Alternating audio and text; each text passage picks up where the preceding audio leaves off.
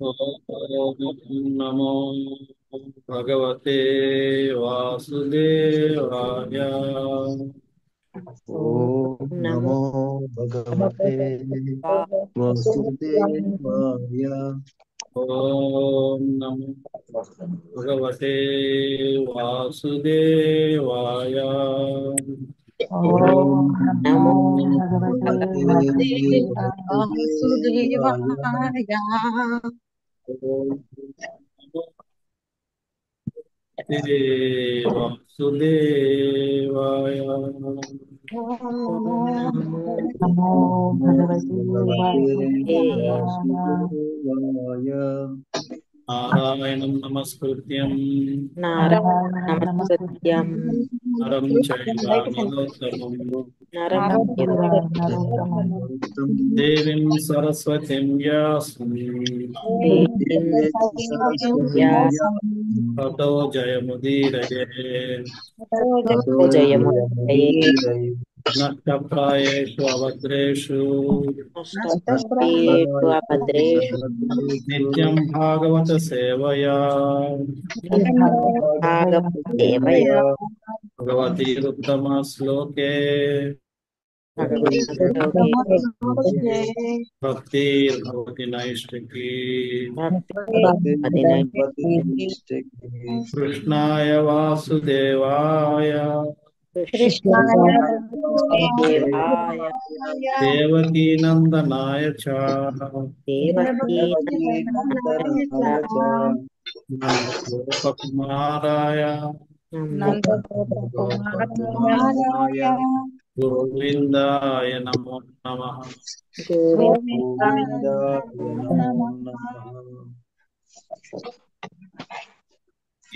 జ్ఞానతిమిరాంధస్య జ్ఞానాంజనాశలాకయా చక్షురున్మిలితం येन తస్మై శ్రీ గురవే నమః. శ్రీచైతన్య మనోభీష్టం స్థాపితం येन భూతలే స్వయం రూపా తదా మహ్యం దదాతి స్వాపదాంతికం. వందేహం శ్రీగురో శ్రీయుతాపతకమలం శ్రీగురుం వైష్ణవాంశ్చ శ్రీరూపం సాగ్రజాతా సహగణా రఘునాథాన్వితం తం సజీవం ఆద్వైతం సావధూతం హరిజనాసహితం కృష్ణ చైతన్య దేవం శ్రీ రాధా కృష్ణ పదా సహగణా లలితా శ్రీ విశాఖాన్వితాం హే కృష్ణ కరుణా దీనబంధో జగత్పతే గోపేశ గోపికా కాంత నమోస్తుతే. సప్త కాంచన గౌరాంగీ రాధే వృందావనేశ్వరి వృషభానుసుతే దేవి ప్రణమామి హరిప్రిये. నమో విష్ణుపాదాయ కృష్ణప్రేష్టాయ భూతలే శ్రీమతే భక్తివేదాంత స్వామి నితి నామిని. నమస్తే సరస్వతే దేవే గౌరవాణి ప్రచారిణి నిర్విశేష శూన్యవాది అధ్యాత్మదేశకారిణి వాంఛాకల్పతరుభ్యశ్చ కృపా సింధుభ్యయేవ చ పతితానాం పావనేభ్యో వైష్ణవేభ్యో నమః. జై శ్రీ కృష్ణ చైతన్య ప్రభు నిత్యానంద శ్రీ అద్వైత శ్రీవాసది గౌర. హరే కృష్ణ కృష్ణ కృష్ణ కృష్ణ హరే హరే హరే రామ హరే రామ రామ రామ హరే హరే. హరే హరే కృష్ణ. హరే కృష్ణ. మనం కొత్త అధ్యాయం స్టార్ట్ చేస్తున్నాం. ప్రథమ స్కందం 11వ అధ్యాయం అధ్యాయం పేరు శ్రీకృష్ణ ద్వారకా నగర ప్రవేశం. మనం 10వ అధ్యాయంలో శ్రీకృష్ణుడు ద్వారకా నగరానికి వెళ్ళడానికి ఏ విధంగా సంసిద్ధమయ్యాడు, హస్తినాపురం నుంచి ద్వారకాకి వెళ్ళడానికి ఆ సంసిద్ధమైనప్పుడు అక్కడ జరిగిన సంఘటనలు ఏంటి, ఏమేమి జరిగాయని మనం చర్చించాం. ఇప్పుడు కృష్ణుడు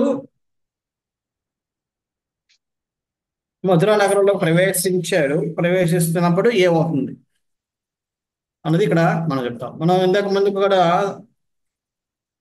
మధురా నగరానికి ఎలాగొచ్చాడని కూడా చెప్పాం. ఆ దారి ఏ రాజ్యాలు ఏ, అంటే మనం చూసుకుంటే ఢిల్లీ, హర్యానా, పంజాబ్, రాజస్థాన్, గుజరాత్ ఇవన్నీ దాటుకుంటూ వచ్చాడని చెప్పి మనం చర్చించాం.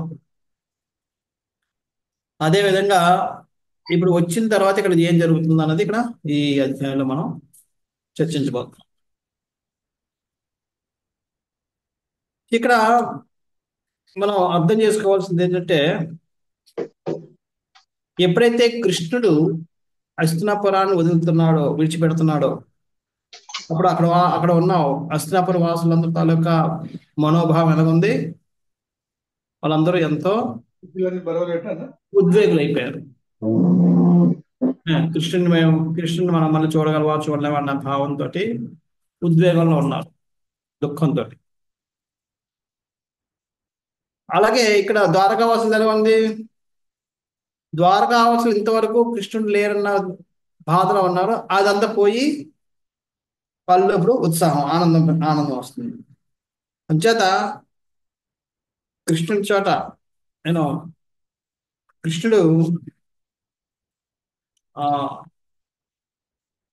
అన్ని చోట్ల ఉండగలరు కావాలనుకుంటే, కానీ కృష్ణుడు యొక్క దీన్ని బట్టి తెలుసుకోవాల్సిందంటే కృష్ణుడు సాంగత్యం లేకపోతే భక్తులు ఎవరు కూడా ఆనందంగా ఉండరు అన్నది మనం అర్థం చేసుకోవాలి. సో అలాగే ఇప్పుడు వాళ్ళందరూ ఏ విధంగా బాధపడుతున్నారు, ఏ విధంగా చర్చించుకున్నారు అని మనం చర్చ. ఇప్పుడు ద్వారకావాసుల యొక్క ఆనందం ఎలా ఉందనేది ఇక్కడ మనం ఈ అధ్యాయంలో మనం చర్చించబోతున్నాం. సో ఇక్కడ సూత గోస్వామి వివరిస్తున్నారు. సూత ఉవాచ ఆనర్తాంస ఉపవ్రజ్య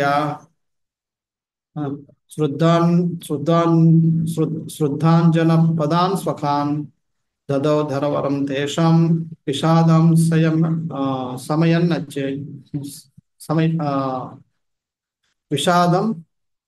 సమయన్నైవ. సూత గోస్వామి పలికాను, ఆనర్త దేశముగా అంటే ద్వారక ఆనర్త దేశం అని తెలియబడు సమృద్ధవంతమైన స్వీయ నగరు పొలిమేరకు చేరినంతటా శ్రీకృష్ణ భగవానుడు తమ ఆగమనం చాటుచూ తన తద్దేశ వాసుల విషాదమును శమింపజేయనట్లుగా తన మంగళప్రదమైన శంఖం పూరించాను. ఎప్పుడైతే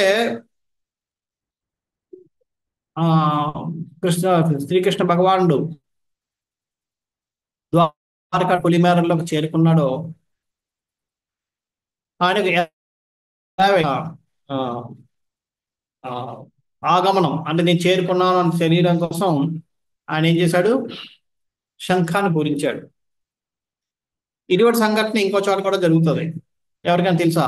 అక్కడ ఇటువంటి శంఖం పూరిస్తాడు ఒక చోటకి వెళ్ళి, ఎవరికైనా గుర్తుందా ఎక్కడైనా?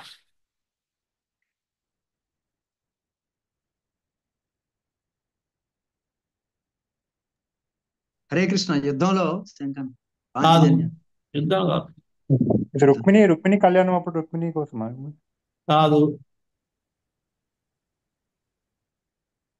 లేవు, ఇంకో చోట కూడా తెలియపరచడానికి ఆయన శంఖం పూజిస్తాడు.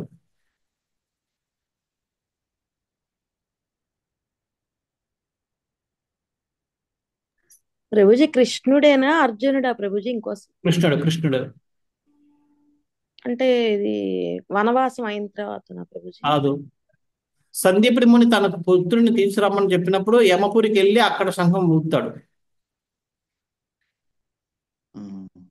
ఆ శంఖనాథం విని అది ఎవరితో తెలుసుకుని యమరాజు పరిగెట్టుకుని వస్తాడు.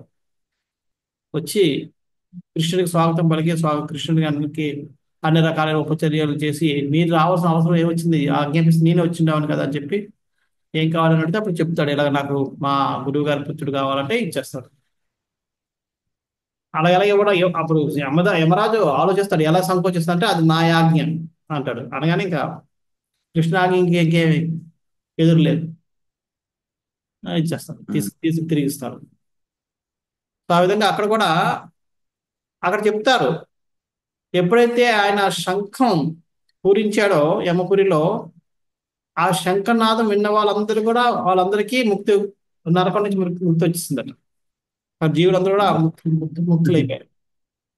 అలాగే ఇక్కడ కూడా చూడండి, ఇక్కడ ఏమని చెప్తాడు, తద్దేశ వాసుల విషాదము సమంపించేయనట్లుగా మంగళప్రదమైన, అంటే ఆ శంఖం ఎప్పుడైతే విన్నారో వాళ్ళకు విషాదం అంతా పోయింది, వాళ్ళందరి జీవితాల్లో మంగళప్రదం శుభప్రదం అయిపోయింది. వాళ్ళందరి జీవితాలు కూడా శుభప్రదంగా మారిపోయాయి.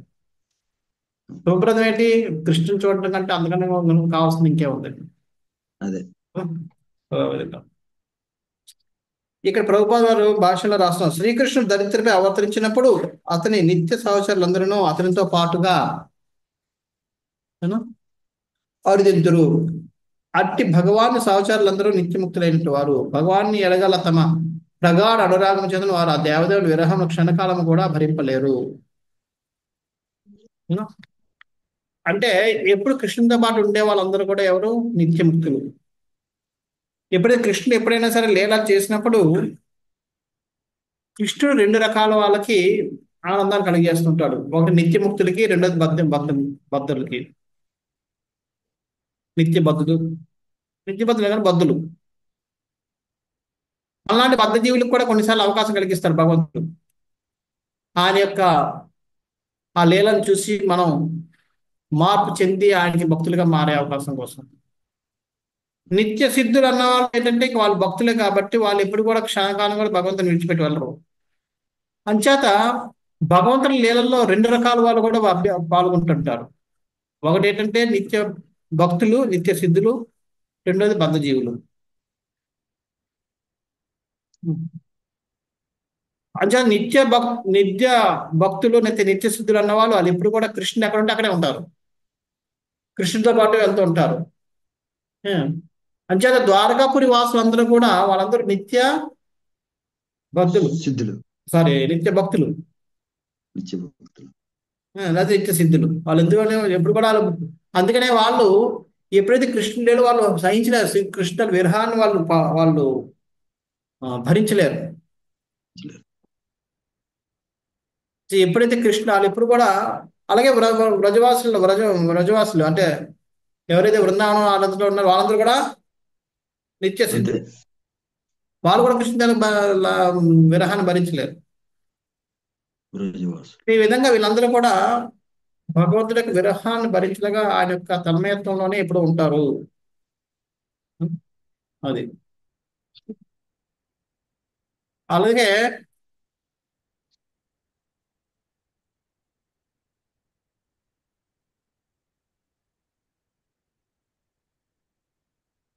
ఇక్కడ ప్రభుపాద వారు ఇక్కడ చెప్తారు, అంటే విశ్వనాథ చక్రవర్తి చెప్తాడు, దధౌ ధరవరం. ధరవరం అంటే అక్కడ శంఖం అని అర్థం.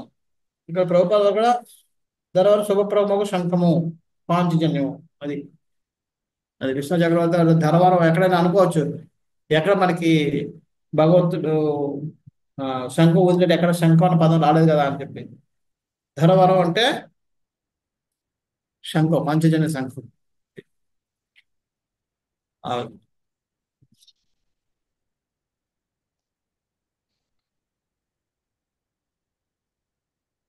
నెక్స్ట్ సావుచ్చకాసే ధవల్లో ధరో అప్యురు క్రమశ స్యాధ రసోనిమా తద్మాయమాన కరకంజ సంపుటే యదాబ్జఖండే కలహంస ఉత్సవనః. శ్రీకృష్ణుని కరకమల ధరింపబడి పూరింపబడిన తెల్లని లావైన శంఖము ఆ దేవదేవుని దివ్యధరముల స్పర్శచే ఎర్రబాడినట్లు కనబడెను. తెల్లని రాజహంస ఎర్రని పద్మములను కీరించినట్లుగా అది తోచెను. చూడండి, ఇక్కడ ఇది భక్తుల్లో ఉన్న గొప్పతనం. మనం నిజంగా భగవంతుని చూసినా సరే మనం ఇంత డీటెయిల్ గా వాటిని గమనించలేము. భగవంతుని ఏదైనా ఒకటి చూస్తే దాంట్లో చాలా డీటెయిల్స్ మనం గమనించలేము. ఇప్పుడు ఏదైనా ఒక ఒక ఉత్సవమో లేదంటే ఏదైనా చూస్తే ఒక్కొక్కరు ఒకటి స్పందిస్తారు. అంటే అది ఎక్కువసేపు కాకుండా ఒక 5 నిమిషాలే అయిందనుకోండి. కొంతమంది ఇప్పుడు సపోజ్ అదే కృష్ణుడే ఒకవేళ మన ముందు శంఖం పూరించుంటే కొంతమంది అబ్బా శంఖం ఎంత గట్టిగా ఊదాడు అని కొంతమంది అంటారు. కొంతమంది ఎంత చక్కగా ఊదాడు అని కొంతమంది ఎంత స్టైల్గా ఊదాడు లేదా పక్కన చూదాడు ముందు అలాగే చూడగలరు. కానీ అన్ని చూడలేరు. ఇక్కడ చూడండి, భగవంతుడి శంఖం ఊదడంలో కూడా ఎంత రమణీయం అన్నది సూత గోస్వామి అంటే సుఖదేవ గోస్వామి వివరిస్తున్నాడు. అంటే సుఖదేవ్ గోస్వామి ఈ భాగవతాన్ని వర్ణించినప్పటికీ లేదంటే భాగవతంలో ఆ ఆయన పుట్టినప్పటికే కృష్ణ తాలూకు లీలలన్నీ అయిపోయాయి. అవును కదా. కానీ సుఖదేవ్ గోస్వామి ఈ డీటెయిల్స్ అన్ని ఆయన చూడగలుగుతున్నాడు. ఇది ఎప్పుడైతే భగవంతుడు మన యొక్క సేవకి మన యొక్క భక్తికి ప్రెసెంట్ అవుతాడో ఆయన అక్కడ లీలన్నింటినీ మనం చాలా అర్థం చేసుకునేటట్టుగా అన్ని లీలన్నింటినీ మన కళ్ళతోటి మనం చూడగలిగే శక్తిని ఆయన మనకి ఇస్తాడు. అంచేత మనం ఇక్కడ భగవంతుడు ఈ శంఖం వదనంలో ఉన్న గొప్పతనాన్ని కూడా గుర్తిస్తున్నాడు. చూడండి ఎలాగా శ్రీకృష్ణుని కరకమలం నుండి పూరింపబడిన తెల్లని లావాయన శంఖము. ఆ శంఖం ఎలాగొంది? తెల్లగా ఉంది. రెండోది లావుగా ఉంది. ఆ శంఖాన్ని ఆయన చూడండి అంత డీటెయిల్ గా లావుగా ఉందనేది కూడా ఎలా చూడగలుగుతున్నాడు? అప్పటికే గోస్వామి వచ్చేటప్పటికే అన్ని అయిపోయాయి లేదు. కృష్ణుడు కూడా వెనక్కి వెళ్ళిపోయాడు. అది భక్తిలో ఉన్న గొప్పతనం. అందుకనే మన ఆచార్యులకు కృప వల్ల ఈ రోజు మనం ఇన్ని డీటెయిల్స్ మనం తెలుసుకుంటున్నాం. లేకపోతే కృష్ణలీలలో మనకి ఎవరు తెలుసు? ఎలా చెప్పగలరు? ప్రభుపాద వారి కృప వల్ల ప్రభుపాద వారి ఈ భాషల్లో ఇన్ని వివరాలు ఇస్తున్నారు. ఆ వివరాలన్నీ ఆయన చూడగలుగుతున్నాడు.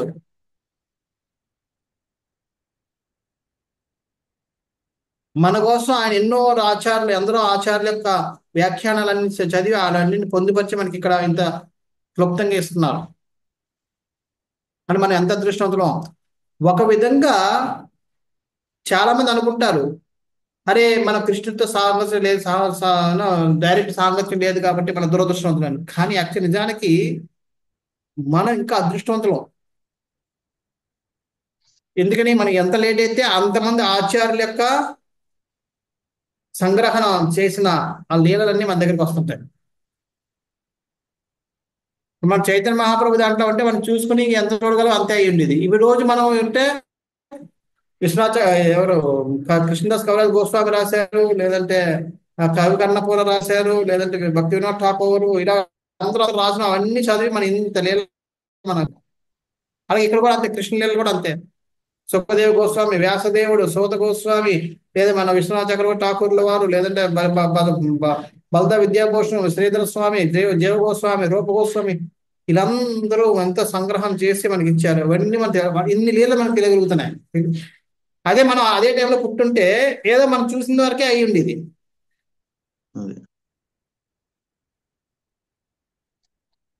అందుచేత మనం దుఃఖించాల్సిన అవసరం లేదు. మనం నష్టపోయింది ఏం లేదు, ఇంకా లాభం పొందాం. భగవంతుడితో లేవు మనం ఇప్పుడు పుట్టాము, భగవంతుడితో పుట్టుంటే ఇంకెంత ఆనందంగా ఉండేది అని అనుకోవడానికి.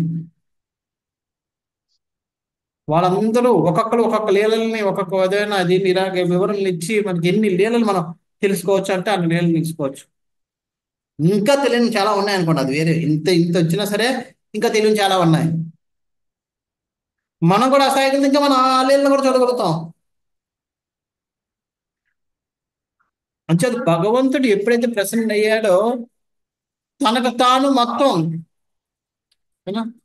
సాక్షాత్కారం అయ్యేటట్టుగా చేస్తాడు. ఆయన లీలలు కానీ, ఆయన యొక్క గుణాలు కానీ, ఆయన యొక్క అన్ని సాక్షాత్కారం మనకు అవుతాయి. మన భక్తిని బట్టి మనం వాటి యొక్క సాక్షాత్కారాన్ని పొందుతూ ఉంటాం. అంటే ఇక్కడ చూడండి, లావు అన్నది కూడా ఆయన గమనించాడు. శంకర్ ఏది ఆయన యొక్క సమక్షంలో లేకుండానే, అది గొప్పదనం. అది కృష్ణుడు ఉత్తర సమయంలో ఉండి చూశాడంటే అది వేరే విషయం. అది భగవంతుడు ఇచ్చిన కృప. అలాంటి ఆచార్యుల కృప మనం వల్ల మనం తెలుసుకుంటున్నాం ఇవన్నీ.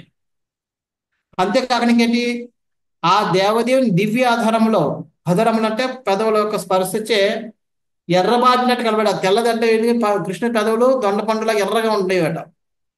అవును. బింబా ఫ్రూట్, దొండపండు కూడా, దొండపండు అని మనకు తెలియదు కాబట్టి, తెలుసు కాబట్టి చెప్తున్నాను. బింబా ఫ్రూట్ ఎర్రగా ఉంటుంది. బింబా ఫ్రూట్ అంటే మనకు తెలియదు. బింబాఫలముల వలె ఆ బింబాఫలముల వలె ఎర్రగా ఉన్నాయని చెప్పారు. ఆ బింబా ఫ్రూట్ లాగా ఉంటాయి. బింబాధరమ్మే, నేను బింబాధరమ్మే అని మనకి దామోదర అష్టకంలో వస్తుంది. ఆ అధరాలన్నీ బింబాల్లాగా ఉంటాయి. బింబా ఫ్రూట్ అని మనకు తెలియదు. దొండపండు అయితే ఎర్ర ఎలాగ ఉంటుందో ఆ విధంగా ఎర్రగా పెదవులు ఉండేట. ఆ పెదవులతోటి ఆయన శంఖ ఇది టచ్ చేయగానే ఆ పెదవుల తాలూకా రిఫ్లెక్షన్ ఆ శంఖం మీద పడి ఆ తెల్ల శంఖం ఎర్రగా షేడ్ మనకి ఎరుపు షేడ్ లోకి వచ్చిందట. అది ఎలా కనబడుతుందంట, తెల్లని రాజహంసం ఎర్రని పద్మం నడవ క్రీడించినట్టుగా అది తోచను. కమలాలు ఉన్నాయి, కమలాల మధ్యలో తెల్ల రాజహంస తిరిగితే ఏ విధంగా ఉంటుందో ఆ విధంగా ఇది అనిపించిందట. చుట్టూ పెదవులకి మధ్యలో శంఖం. ఆ విధంగా ఇది. అందుకనే శుద్ధ భక్తుడికి కృష్ణుడు ఏం చేసినా అది ఒక పండగ.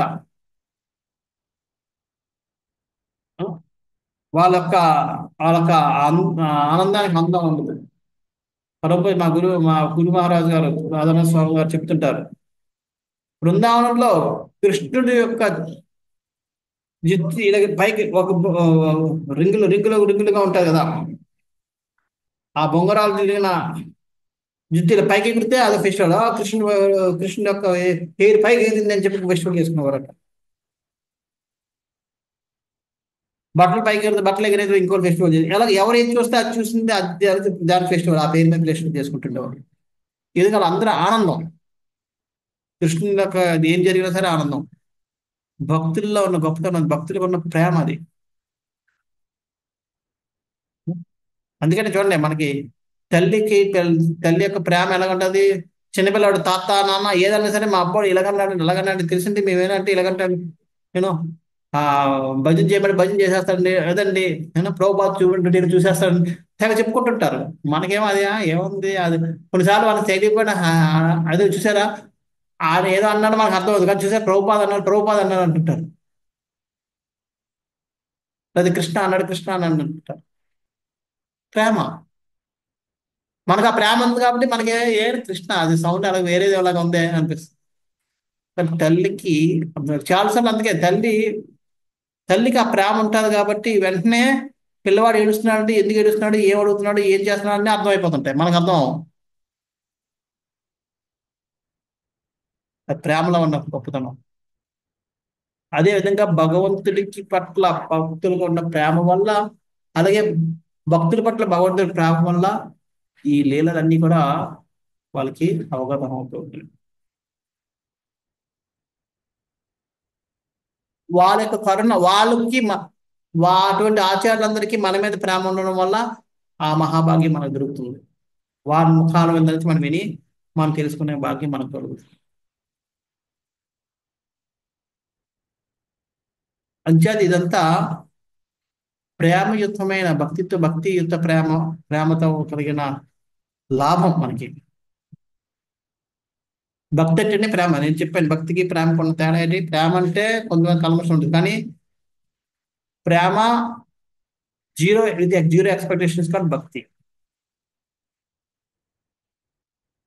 ప్రేమే, భక్తి కూడా ప్రేమే. కానీ భక్తిలో సున్నా ఏమాత్రం ఆశాభావం అన్నది ఉండదు. అన్యాభిలాషిత శూన్యం, అభిలాష అన్నది ఏమి ఉండదు, శూన్యం. అలాంటి అది భక్తి. ఆ, భాష ప్రభుపాలు శ్రీకృష్ణుని అదర స్పర్శ కలిగిన తెల్లని సంఘం ఎర్రదనము ఆధ్యాత్మిక ప్రాముఖ్యమునకు చిహ్నమై ఉన్నది. అలా ఎర్రగా మారడం కూడా ఒక పెద్ద చిహ్నం అయిపోయింది ఆధ్యాత్మికంగా. మనకేముంది, అదే ఉంది, ఎవరైనా రిఫ్లెక్షన్ వస్తుంది. కానీ భక్తులకి ఎలా కాదు. ఇది కూడా ఒక పండగ, చూడదగిన విషయం. అది ఏమని రాస్తున్నారు, అది ఆ ఎరుపుతనం అందరూ అసలు మామూలుగా ఏదైనా రెడ్ షేడ్ దగ్గర తెల్ల తీసుకెళ్తే ఆ రిఫ్లెక్షన్ వల్ల అవుతుంది. కానీ ఇందులో ఉన్న రిఫ్లెక్షన్ చాలా అందం, చూడడానికి చాలా ఆకర్షణీయంగా ఉందట. ఎలాగైతే కృష్ణుడు ఆకర్షణీయంగా ఉన్నాడో, కృష్ణుడి పెదాలకి తగిలిన ఈ శంఖం కూడా ఆకర్షణీయంగా మారిపోయింది. అంతేకాకుండా ఆయన దాన్ని కంటిన్యూగా, అంటే ఊదాడు, శంఖం పూరించి మొదలు పెట్టాడు, మోగుతూనే ఉంది. మనం ఏంటి కొంతసేపు మనం ఆపుతాం, మన ఎందుకంటే మనకు శ్వాస. కానీ కృష్ణుడు అలా కాదు, ఊదుతూనే ఉన్నాడట. ఎప్పటి వరకు తెలియదు, ఎక్కడ తెలియదు, రాయలేదు, కానీ ఊదుతూనే ఉన్నాడట. ఇక్కడ యాక్చువల్గా చెప్తున్నారు, ఈ విశ్వనాథ్ చక్రవర్తి ఠాకూర్ వారికి వివరణ ఇస్తున్నారు. తెల్లని రాజహంస ఎర్రని పద్మ నడుమ క్రీడించినట్లుగా ఉందని ఎందుకు అన్నారు అని చెప్తున్నారు. ఎందుకంటే అక్కడ శంఖం తెలుపు, కృష్ణుడి పెదాలు ఎరుపు, అలాగే కృష్ణ కమలం, కరకమలాలు అంటే చేతులు కూడా ఎరుపు. అంచేత చేతులు ఒక కమలం, రెండు చేతులు కంటే రెండు కమలాలు, పెదవులు కమలాలు, వీటి మధ్యలో ఆ శంఖం ఉంది. ఆ విధంగా ఆ ఆ శంఖం ఎలా కనపడ్డదట, కమలాల మధ్యలో ఉన్న హంసలా కనపడ్డదట. చూసారా, మనకి అర్థమవుతుంది అయిపోయినా మన బుర్రలకి. ఆ ఆచార్య కృపల వల్ల మనం ఇంత చక్కగా అర్థం చేసుకోగలుగుతున్నాం.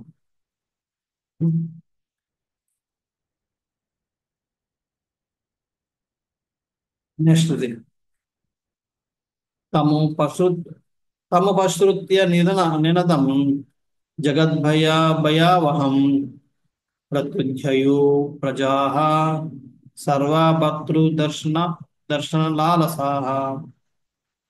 భౌతిక జగమునందలి భయం కలిగించే ఆ ధ్వనిని వినినంతనే ద్వారకా వాసులు భక్త రక్షకుడైన ఆ భగవాన్ దర్శనాభిలాషులై వేగంగా అతని వైపునకు పరుగు తీసిరి. ఆ శబ్దం భక్తులకి చాలా ఆనందదాయకం, కానీ మిగతా వారికి భయానికి. అందుకని భయానికే భయం కలిగించే ఆ ధ్వని ఇంతకుముందు కూడా వర్ణించాం కదా, ఇంతకుముందు మనం చర్చించాం. యమపురికి వెళ్ళి భయానికే భయం కలిగించేవాడు యముడు. భయం అంటే యమరాజు అంటే అందరికీ భయమే. అటువంటి యమరాజుకే భయం కలిగించేవాడు. అందుకనే యమపురికి వెళ్ళి ఎప్పుడు శంఖ పూరించాడు, యమరాజు పరిగెట్టుకొని వచ్చాడు కృష్ణుడి దగ్గరికి. అంచేత ఆ విధంగా భయానికి భయం కలిగించే ఆ ధ్వని విన్న వెంటనే ద్వారకావాసుల్లో ఆనందం వచ్చింది. అంటే యమరాజు అంటే వాళ్ళు భయం కలిగిస్తుంది, కానీ భక్తులకు మాత్రం అది ఆనందం కలిగిస్తుంది. అందుకే వాళ్ళందరూ కూడా దర్శనాభిలాషులై కృష్ణుని దర్శించాలనే అభిలాషతోటి పరుగులు తీసుకుంటూ వచ్చారట బయటికి, ద్వారకా నగరానికి బయటికి.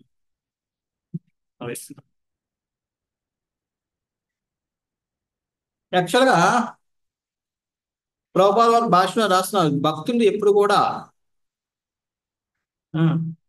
భగవంతుని శ్రీకృష్ణునితో ఎప్పుడు కూడా విడదీయబడరు. ఏ విధంగా చెప్తున్నారు, ఆధ్యాత్మిక సంపర్క కారణమున వారెన్నడూ భగవాన్ నుండి దూరం కాకపోయినను అతని దర్శనం పొందవలని వారు ఆతృత కలిగి ఉండేది.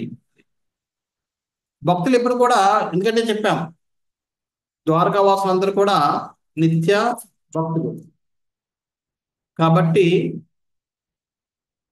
వాళ్ళు కృష్ణుడి యొక్క దర్శనాన్ని భరించలేరు. కానీ వాళ్ళందరూ ఏ విధంగా దర్శనిస్తారు, వాళ్ళందరూ కూడా భగవంతుడి యొక్క లీలల యొక్క లేదా స్మరణలో వాళ్ళు నిమగ్నులు అయిపోతారు, లీనం అయిపోతారు. ఆ విధంగా వాళ్ళు ఆధ్యాత్మిక కృష్ణుడితో పాటు సంపర్కంలో ఉన్నారు. అయినప్పటికీ కొన్నిసార్లు వాళ్ళు ఏం చేస్తారు, వాళ్ళు దర్శనం చేయాలని ఆతృతతోటి పరిగెట్టుకుని వస్తుంటారు. వాళ్ళు దర్శనం చేయకపోయినా కృష్ణుడితోటే ఉన్నారు వాళ్ళు. మానసికంగా వాళ్ళందరూ కృష్ణుడితో ఉన్నారు, చైతన్యపరంగా వాళ్ళు కృష్ణుడితో ఉన్నారు. అందుకనే ప్రభుపాద వారు కూడా ఆశాభావం కూడా అదే. మనం అందరం కూడా కృష్ణ చైతన్యవంతం అయిపోవాలి, మన చైతన్యం అంతా కృష్ణుడితో నిండిపోవాలి, కృష్ణమయం అయిపోవాలన్న ఉద్దేశంతో దీనికి పేరు పెట్టారు. ప్రభుపాద వారి ఒక ఉద్దేశం ఏంటంటే ఓన్లీ భక్తి చేయడం అని కాదు. భక్తి ఇలా ఎటువంటి భక్తి చేయాలి, మన చైతన్యం కృష్ణమయం అయిపోవాలట. ఆ ఉద్దేశంతో ఈ ఇస్కాన్ పేరు పెట్టారు. అంతే తప్ప ఏదో జపం చేసుకుని లేదంటే బాగా చదువుకుని ముగిసిపోతే అది నిజమైన ప్రభుపాద వారికి యొక్క లక్ష్యాన్ని మనం నెరవేర్చిన వాళ్ళం అవ్వం. ప్రభుపాద వారి నిజమైన లక్ష్యం ఏంటి, మనందరూ చైతన్యం కృష్ణమయం అయిపోవాలి. అందుకని కృష్ణ చైతన్య సంఘం. ప్రభుపాద వారికి వెరీ క్లియర్. ఈ రోజే నాకేదో మామూలుగా అనిపించింది, మనం అందరం కూడా ఇస్కాన్లకు వచ్చిన వాళ్ళందరం కూడా మనం కృష్ణుడితో వివాహం అయిపోయింది మనకి. ఎలాగైతే ఇప్పుడు భార్యలు కాదులేండి, మామూలుగా ఒక భార్య స్టాండర్డ్ భార్య నిర్వచనం ప్రకారం ఒక భార్య భర్తని ఎట్టి పరిస్థితులు ఎలాగైతే విడదో మనం కృష్ణుని తప్ప ఇంకెవరిని విడిచిపెట్టలేము. కృష్ణుని ఎప్పుడు కూడా విడిచిపెట్టి ఉండలేము. కృష్ణుని తప్ప భార్య తన భర్తను తప్ప ఇంకెవరిని ఎవరి కోసం ఆలోచించదు. అదే కూడా మన ఆలోచన కూడా కృష్ణుడు తప్ప వేరే దాని కోసం ఉండకూడదు. అది నిజమైన కృష్ణ చైతన్యం. అటువంటి భక్తులు అవ్వాలనే ఉద్దేశంతో ప్రభుపాద వారు కృష్ణ చైతన్య ఈ సంఘాన్ని ఇస్కాన్ని స్థాపించారు. అది మనం చేయలేనప్పుడు మనం ప్రభుపాద యొక్క ఆయన యొక్క ఎక్స్పెక్టేషన్స్ ని మనం చేరలేదని అర్థం. ఆయన యొక్క ఆశాభావాన్ని మనం చేరుకోలేదు, ఆయన యొక్క ఉద్దేశాన్ని మనం నెరవేర్చలేని వాళ్ళం అర్థం. కురుక్షేత్రం కృష్ణుడు, ద్వారకేంద్ర కృష్ణుడు ఇరువురును ఒక్కరే. మంచిగా కురుక్షేత్రంలో ఉన్న కృష్ణుడు, ద్వారకలో ఉన్న కృష్ణుడు వేరు వేరు అని కాదు, ఇద్దరు ఒకటే. చాలా మంది మనకి అంటే ఈ ప్రభుపాద ఎందుకు రాశారంటే ఇక్కడ ఇలా చెప్పడం కూడా చెప్తున్నారు. ఆ ప్రభుపాద ముందు వాక్యం చూసుకుంటే, బృందావన కృష్ణుడు, మథురా కృష్ణుడు, భిన్న పురుషుడు ఒక ప్రసిద్ధి చెందిన బెంగాలీ కాల్పనిక రచయిత పలికి ఉన్నారు. చారిత్రక దృష్ట్యా ఈ భావన ఎట్టి సత్యం లేదు. కురుక్షేత్రం కృష్ణుడు, ద్వారకేంద్ర కృష్ణుడు ఇరువురును ఒకరే. బృందావనంలో ఒక కృష్ణుడు ఉన్నాడు, ద్వారకలో ఒక కృష్ణుడు ఉన్నాడు, కురుక్షేత్రంలో ఒక కృష్ణుడు ఉన్నాడు. అంచేత వాళ్ళు ఇచ్చింది వేరు, ఇది అని చెప్పి ఎవరో రాశారు. అలాగే కాదు, అందరు కృష్ణుడు ఒకటే అని చెప్తున్నారు.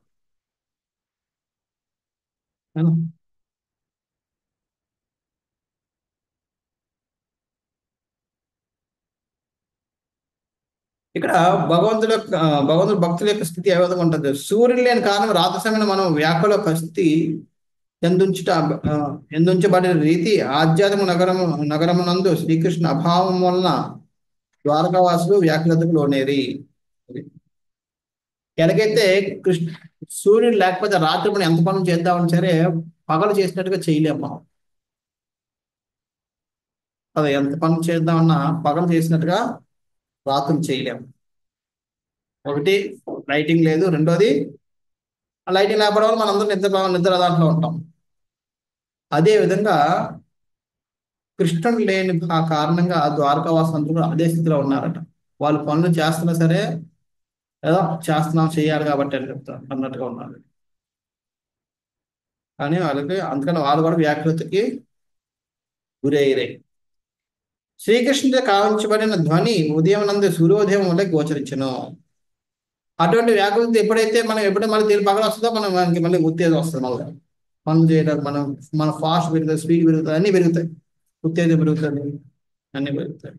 అదేవిధంగా ద్వారకావాసులకి ఈ శంఖానాదం ఎలా కనబడ్డది, సూర్యోదయంలో కనిపించిందట. వాళ్ళలో ఉన్న ఆ విచార వదనం అంతా పోయి సంతోషం అనే సూర్యుడు ఉదయించాడు. వాళ్ళ ఆనందం అనే సూర్యుడు ఉదయించాడు. ఆ విధంగా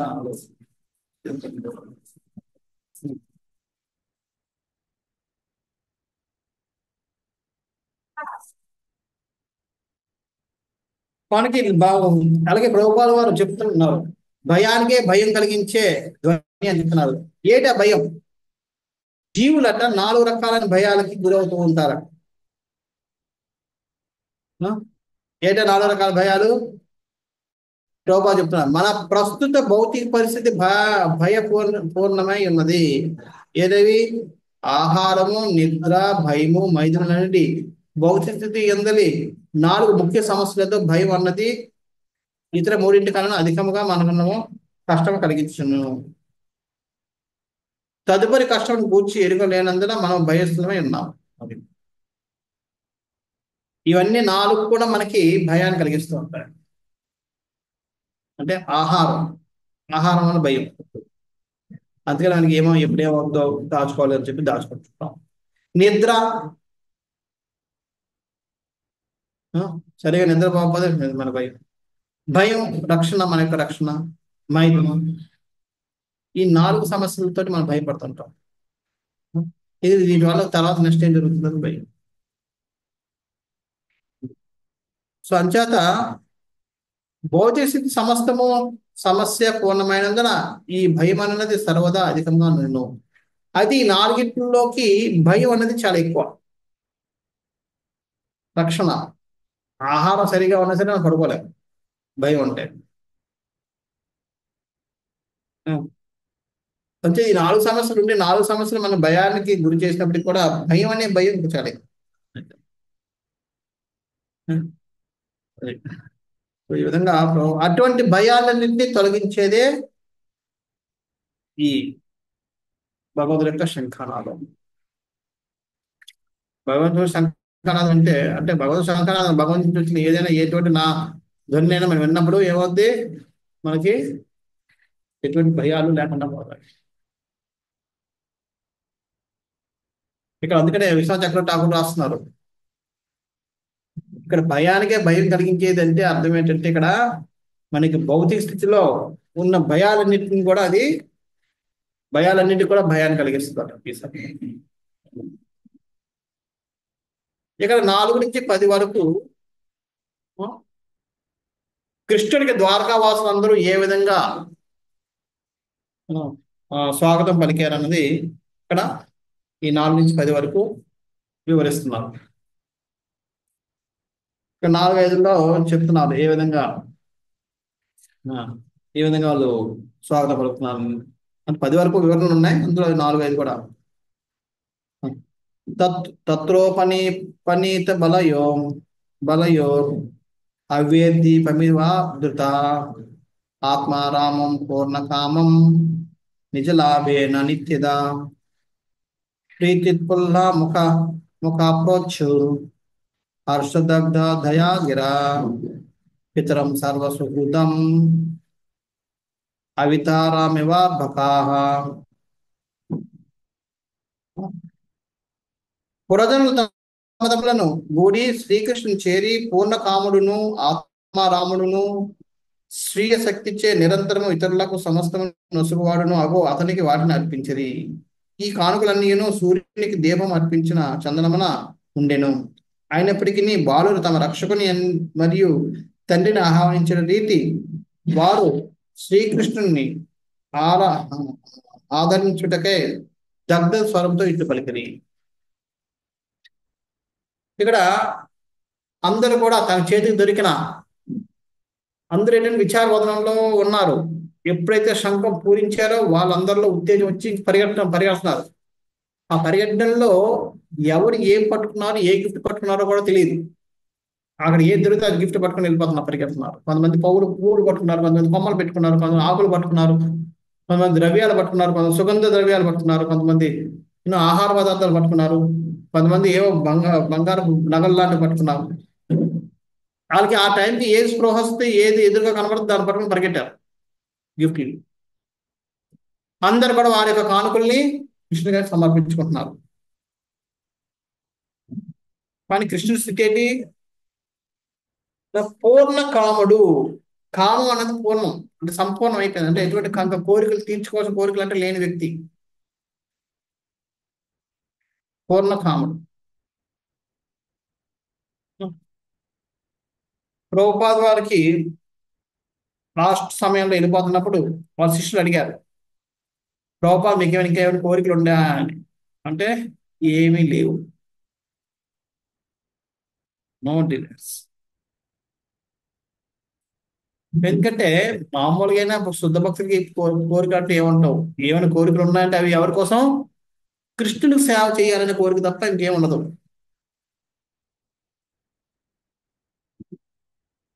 అంచేత భక్తులకి అదే ఆ గుణం వాళ్ళకి ఎలాగ వచ్చింది? ఎందుకంటే వాళ్ళు భగవంతుడితో సమాన స్థాయిలో ఉంటారు. అంచేత అది భగవంతుడిలో ఉంది కాబట్టి వీళ్ళు కూడా అటువంటి గుణం ఉంది. అందుకే పూర్ణ కాముడు ఆయన. ఆయనకి ఎటువంటి కామం అంటే కోరిక తీర్చుకోవాల్సిన అవసరం. ఆత్మరాముడు. రాముడు అంటే ఆనందించేవాడు, ఆనందింపజేసేవాడు అని అర్థం. రమింపజేసేవాడు, రమిస్తూ ఉండేవాడిని రాముడు అంటారు. ఆత్మరాముడు అంటే ఆయన తనకు తానుగా ఆనందాన్ని ఆనందపడగలడు, ఇతరులకు కూడా తనకు తానుగా ఆనందం ఇవ్వగలడు. ఆయన ఆనందం ఎవరికైనా ఇవ్వాలంటే ఎవరి మీద ఆధారపడక్కలేదు, తనకు ఆనందం కలిగించుకోవాలన్నా వేరే వారి మీద ఆధారపడక్కర్లేదు. అందుకని ఆత్మారాముడు. పూర్ణ కాముడు. కోరిక అంటే ఒకవేళ ఉన్నా సరే అవి కూడా ఆయన తీర్చుకోగలడు. స్త్రీ శక్తితో నిరంతరం ఇతరులకు సమస్తమును వసుకువాడు. తన శక్తితో ఇతరులకు అందరికి ఏది కావాల్సిన ఇవ్వగలిగేవాడు. అటువంటి వాడికి ఏం కావాలి? ఈ గిఫ్ట్లు. కానీ ఇదంతా ఎలాంటిదట? సూర్యునికి దీపం చెప్పి దీపారాధన అన్నట్టుగా. సూర్య యొక్క కాంతి దీపంతో కాంతి ఏమిటి? గంగలో స్నానం చేస్తే మనం గంగా నదిలో నీళ్లు గంగా నదిలోనే వదులుతాం. అసలు మనం తీసుకునే గంగా నదిలో నీళ్లు మరి దాంట్లోనే వదులుతున్నాం. మన దోస్తు తీసుకున్నప్పుడు గంగా నదిలో నీళ్ళు తగ్గిపోవు, వేసినంత వరకు గంగా నదిలో పోవు. ఒక అలా కారణం బయట నీళ్ళు తీసుకొచ్చినా సరే ఆ గంగా నది యొక్క నీళ్ళలో ఆ నీళ్లు ఏమాత్రం కనపడవు. అయినా సరే అక్కడ భగవంతుడు కానీ సూర్యుడు కానీ గంగ కానీ చూసేది, అరే నా నీళ్ళే తీసుకుని నాకేస్తున్నాను, ఇదేమో అనుకోరు అని ఒక భావన స్వీకరిస్తారు.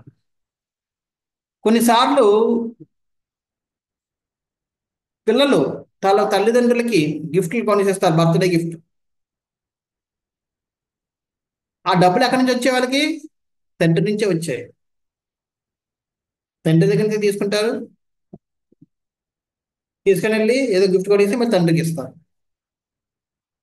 తండ్రి అరే నువ్వేం గిఫ్ట్ ఇచ్చావు, నా దగ్గర డబ్బులు తీసుకుని అని అంటావు, ఆనందపడతాడు. ఎందుకంటే అక్కడ గిఫ్ట్ ఇవ్వడానికి డబ్బులు ఎవరికైనా చోటు, గిఫ్ట్ ఇవ్వడానికి కూడా చోటు. ఆయన ఏది స్వీకరిస్తాడు?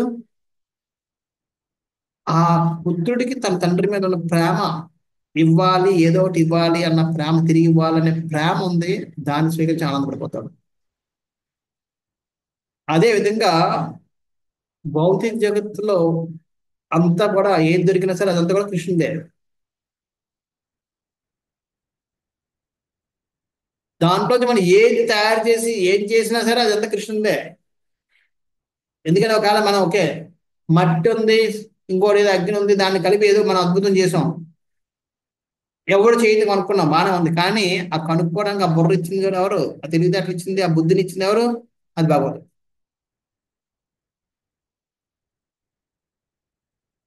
అంటే మనం గర్వపడాల్సిన అవసరం ఏం లేదు, గౌరవపడాలంటే ఏం లేదు కూడా. మత్త స్మృతి జ్ఞాన అపోహనం అనేది వచ్చు. ఆ జ్ఞానం కానీ స్మృతి కానీ ఇవన్నీ ఇచ్చేది భగవంతుడే. అందుకనే బుద్ధివంతులను బుద్ధిని నేను, బలవంతుడిని బలాన్ని నేనని చెప్పి కృష్ణ భగవంతుడితో చెప్తాడు. అంటే మందంటూ ఏం లేదు, మనం ఏం చేసినా అదంతా కూడా కృష్ణుడే. కృష్ణ నుంచి తీసుకుంటున్నాం, మన కృష్ణుడికి ఇస్తున్నాం. మరి కృష్ణ అనుకోవడం లేదు, నాకేమిస్తున్నాం అని చెప్పి. అని ఒక్క పుష్పం, ఆ పుష్పం కూడా మనం పుట్టించలేదు, మనం ఏమీ లేదు. ఆ నీళ్ళు వేస్తే ఎందుకు పెరగాలి, చనిపోవచ్చు, అదంతా భగవంతు కృపలో జరుగుతుంటుంది. పెరగడం మనం ఎన్నోసార్లు మనం బతికించుకుందామని కొన్ని చెప్పు చూడండి, మొక్కలు చనిపోతాయి అనుకుని బతికిపోతుంటే ఇదంతా భగవంతుడి కృపలో జరుగుతుంటాయి. అయినా సరే తన పుష్పాన్ని తనకు అర్పిస్తే చాలు, నేను భక్తితో అర్పిస్తే చాలు, నేను స్వీకరిస్తాను, ఆనందపడతాను అని చెప్పి చెప్తున్నాడు భగవంతుడు.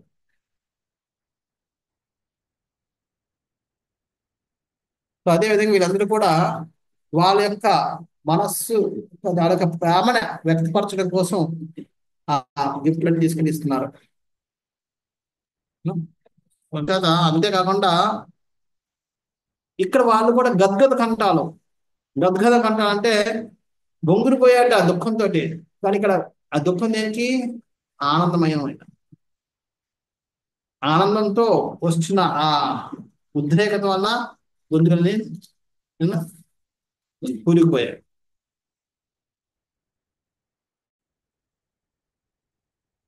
సో పోయి అంటారు, ఈ విధంగా ప్రార్థన చేయడం మొదలుపెట్టారు. ఏడా ప్రార్థనలు ఏవన్నీ సంబోధిస్తున్నారు, ఏం చేస్తున్నారు నెక్స్ట్ నుంచి ఉంటాయి. ఇక్కడ విశ్వనాథ్ చక్రవర్తి ఠాకూర్ వారు చెప్తున్నారు, ఎప్పుడైతే మనం భగవంతుణ్ణి మనం గుణగానం చేయడం మొదలు పెడతామో మళ్ళీ ఆటోమేటిక్గా మనలో భక్తి అనేది పెరిగిపోతాడు.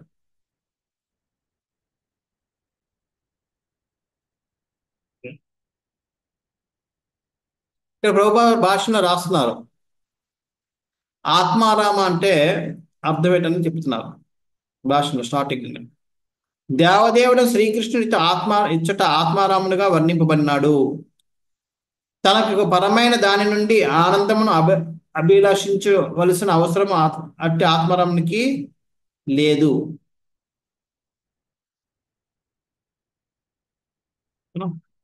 అంటే భగవంతుడు వేరే వస్తువు దేని నుంచి కూడా ఆనందాన్ని పొందాల్సిన అవసరం ఉండదు. ఆల్రెడీ అటువంటి ఆనందాలన్నీ ఆయన దగ్గర ఉన్నాయి. ఆధ్యాత్మిక అస్తిత్వమే పూర్ణానందమైన కారణమున ఆ భగవానుడు ఆత్మారాముడే ఉన్నాడు. భగవంతుడి యొక్క అస్తిత్వమే పూర్ణానందమయం. ఆనందం అనేది ఏంటి? పూర్ణ ఆనందం. మామూలుగా ఏదో ఒక దాంట్లో ఆనందం కాదు. కొంతమందికి మన భౌతిక జగత్తులో ఎవరైనా ఆనందంగా ఉండాలంటే ఆడు అన్ని రకాలుగా ఆనందంగా ఉండడు. ముఖేష్ అంబానీ ఉన్నాడంటే ఆనందంగా ఉండుండొచ్చాడు. దీంట్లో ధనం ఉంది కాబట్టి ఆరోగ్యపరంగా ఆయనకు ఆనందం ఉండకపోవచ్చు. ఇంకొకడు ఆరోగ్యవంతుడని చెప్పి ఆనందం ఉండొచ్చు, కానీ ధనపరంగా ఉండకపోవచ్చు. ధనము ఆరోగ్యం ఉండుంటే అందంగా ఉండకపోవచ్చు, అందంగా ఉండని ఆనందం ఉండకపోవచ్చు. అందంగా ధనంగా అన్ని ఉన్నా సరే జ్ఞానం ఉందని ఆనందం ఉండకపోవచ్చు. ఇలా రకరకాల అన్నీ ఉండవు.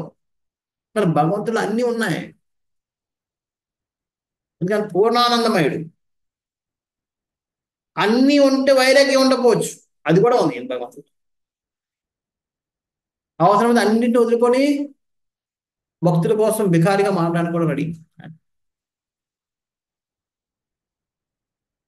అంచేత అటువంటి పూర్ణానందమయుడు అనే వాడికి ఇంకొక కోరికలు అంటే ఉండవు. అందుకనే ఆయన ఆత్మారాముడు, ఎప్పుడు కూడా ఆనందంగానే ఉంటాడు.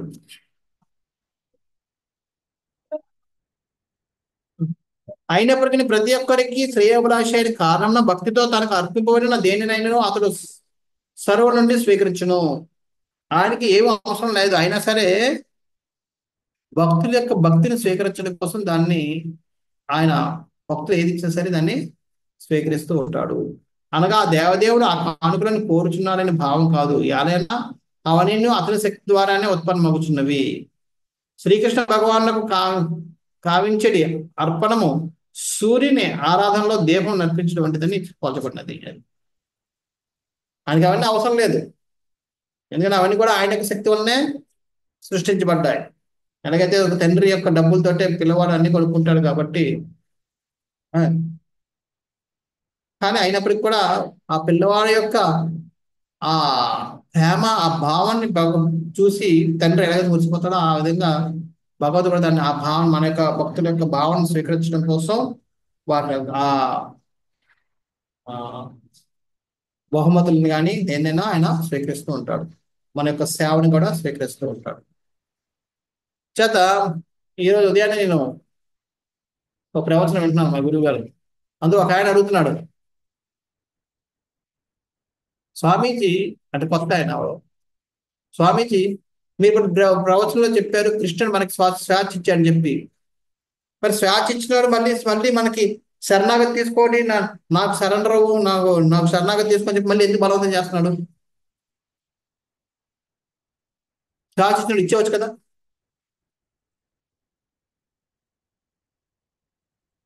మళ్ళీ నాకు శరణాగతి అవ్వు, నన్ను శరణం తీసుకొని ఎందుకు ఆయన బలవంతం చేస్తున్నాడు? యాక్చువల్గా భగవంతుడు బలవంతం చేయడండి ఫస్ట్. అలా భగవంతం చేసిన వాడైతే ఇప్పటికి అందరూ కూడా భక్తులు అయిపోయి ఉండేవారు కదా, అది చెప్పారు. రెండోది ఏంటంటే, ఒకవేళ మనం భగవంతుడు పూర్తి చేస్తే అది ఎవరికి లాభం? ప్రయోజనం మనకే ప్రయోజనం. మన యొక్క లాభం కోసం వాళ్ళు చెప్తున్నారు. ఇప్పుడు ఒక తల్లిదండ్రులు ఇంట్లో ఒక పిల్లవాడు చెప్తాడు, అరే ఊర్లో తిరగదురా, కూర్చో ఇంట్లో కూర్చో, అటు ఇటు తిరుగుతూ ఎప్పుడు చూసినా తిరగడమే, ఆ ఎండలో తిరుగుతూ జలుబు చేస్తుంది, వచ్చేస్తుంది. అక్కడ తిరగద్దని కాదు, తిరిగితే ఏమవుద్ది? జలుబు చేస్తుంది, జబ్బు పడతావు, ఆరోగ్యం పాడవుద్ది. దాని వెనకాతలు కూడా ఒక ఉద్దేశం ఉంది. లేదంటే చదువు కూడా అవ్వదు, ఎగ్జామ్ ఫెయిల్ అయిపోతావు. ఏదో ఒక మన మంచి కోసమే మనల్ని నియంత్రిస్తాడు తప్ప దాంట్లో వాళ్ళ స్వార్థం అంటే ఏముండదు. వాళ్ళ యొక్క ఆలోచన మన ఆలోచనతో మ్యాచ్ అవ్వకపోవచ్చు, అందుకే మన స్పర్ధలు వస్తుంటాయి. లేదంటే వారి యొక్క ఆలోచన తప్పు కూడా అవ్వచ్చు, కానీ వాళ్ళ ఆలోచన వెనకాతలు ఉన్నది ప్రేమ అన్న విషయం మనం మర్చిపోకూడదు. అదే విధంగా భగవంతుడు మన శరణాగతి తీసుకోని చెప్తున్నాడు అంటే దాని వెనకాతలు కూడా ఆయన ముఖ్య ఉద్దేశం ఏంటి? మనల్ని ఉద్ధరించాలందే. బలవంతం చేయడం లేదు. ఒకవేళ బలవంతం చేసేయాలని అనుకున్నా సరే, బలవంతం చేస్తుంటే ఈ పాటికి ఒక్కడు కూడా ఏరా శరణాగతి తీసుకో అయిపోయి ఖతం అలా చేసుండేవాడు. అలా చేయడం లేదే. మా గురువు గారు అదే చెప్తున్నారు. అలాగే కానీ అయ్యి ఉంటే ఈరోజు ఈ లెక్చర్లో 200 మంది కూర్చున్నారు, కానీ భూమి మీద ఎంతమంది ఉన్నారు? 200 కోట్ల మంది పైన ఉన్నారు. ఈ లెక్చర్కి ఎంతమంది కూర్చోవాలి? అప్పుడు 200 కోట్ల మంది కూర్చోవాలి లెక్చర్ వినడానికి.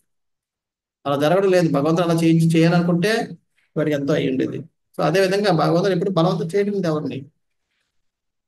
కానీ ఒకవేళ చేశాడు అనుకున్నా సరే అది మన యొక్క ప్రయోజనం కోసమే. అందుచేత భగవంతుడు మన యొక్క ప్రేమని స్వీకరించడం కోసమే మన యొక్క సేవని కానీ దేన్నైనా చేస్తాం. అంటే మన అందరూ నేను భగవంతుడు ఇంత సేవ చేసిన అంత చేసిన గర్వపడుతున్నాం, కానీ యాక్చువల్గా సేవ మనం ఏం చేయడం లేదు. ఆయన స్వీకరిస్తూ మనకు సేవ చేస్తున్నాడు. మనకి అది ఆయన ఇది చేస్తున్నాడు. మనం ఏదో ఆయనకి సేవ చేస్తున్నట్టు ఫీల్ అయిపోతాం, మనం చేయకపోతే ఆ సేవ జరగదన్నట్టు ఫీల్ అయిపోతాం. యాక్చువల్గా ఆ సేవను స్వీకరిస్తూ మనల్ని ఉద్ధరిస్తున్నాడు ఆయన. ఆ సేవ స్వీకరించకపోతే మనం ఏం చేసి ఉండేవాళ్ళం? అది ఎవరి కోసం చేసి ఉండేవాళ్ళం? దానికి ప్రయోజనం ఏమి ఉండేది? ఆయన స్వీకరిస్తున్నాడు కాబట్టి మనలో కొంత మార్పు అనేది జరుగుతుంది. శ్రీకృష్ణ భగవాన్ భక్తిత్వ సేవ యందు ఇరువైపుల నుండి కోరిక అనేది ప్రశ్నయే ఉదయించదు. భగవానుడు మరియు భక్తుని నడుమ గల శుద్ధ ప్రేమానురాగంలోకి ఇది చిహ్నమైనది. ఇరువైపుల నుండి అంటే అర్థం ఏంటి? భక్తుడి నుంచి కానీ భగవంతుడి నుంచి కానీ ఎటువంటి కోరికలు ఉండవు. అంటే భక్తుడు సేవ చేస్తున్నప్పుడు నాకు భగవంతుడు ఏదో చేస్తాడని కోరిక ఉండదు.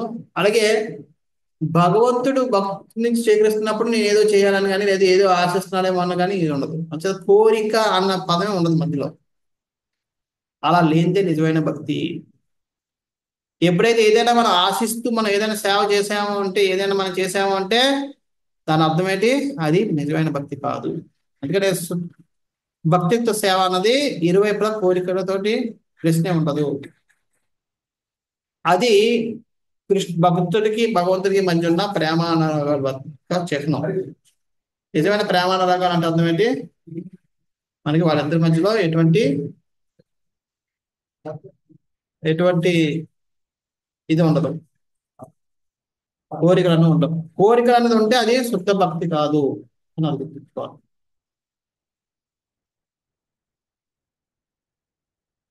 అయినప్పటికీ రెండో పారాగ్రాఫ్ లో ప్రభుపాద రాస్తున్నారు. అయినప్పటికీ దివ్య జనకునిగా అతడు భక్తియుక్త సేవ ననరించుటకు ప్రతిబంధకములుగా భావింపబడిన వాటిని తమ శుద్ధ భక్తులకు అనుగ్రహింపడు.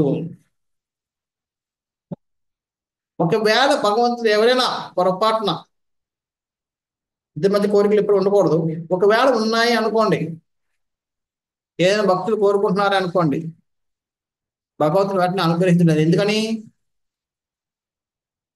దివ్య జనకుడుగా ఆయన అందరి యొక్క జనకుడు అంటే తండ్రి లాంటి వాడు కాబట్టి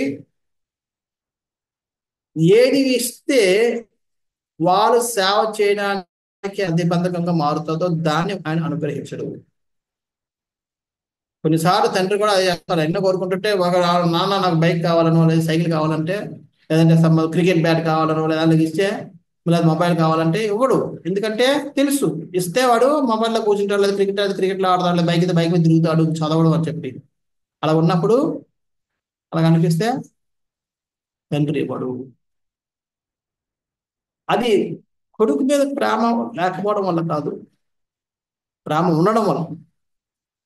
అది మనం అర్థం చేసుకోవాలి. సో అదేవిధంగా కొన్నిసార్లు భగవంతుడు మనకి ఏదైనా అనుగ్రహించకపోతే దాని అర్థం ఏంటి? భగవంతుడు మన మీద ప్రేమ ఉంది కాబట్టి అనుగ్రహించడం మనం గుర్తుంచుకోవాలి.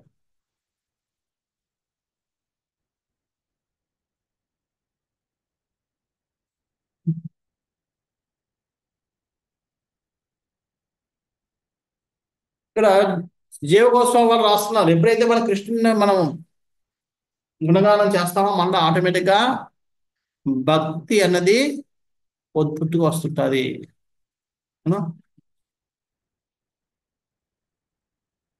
ఎందుకన్నట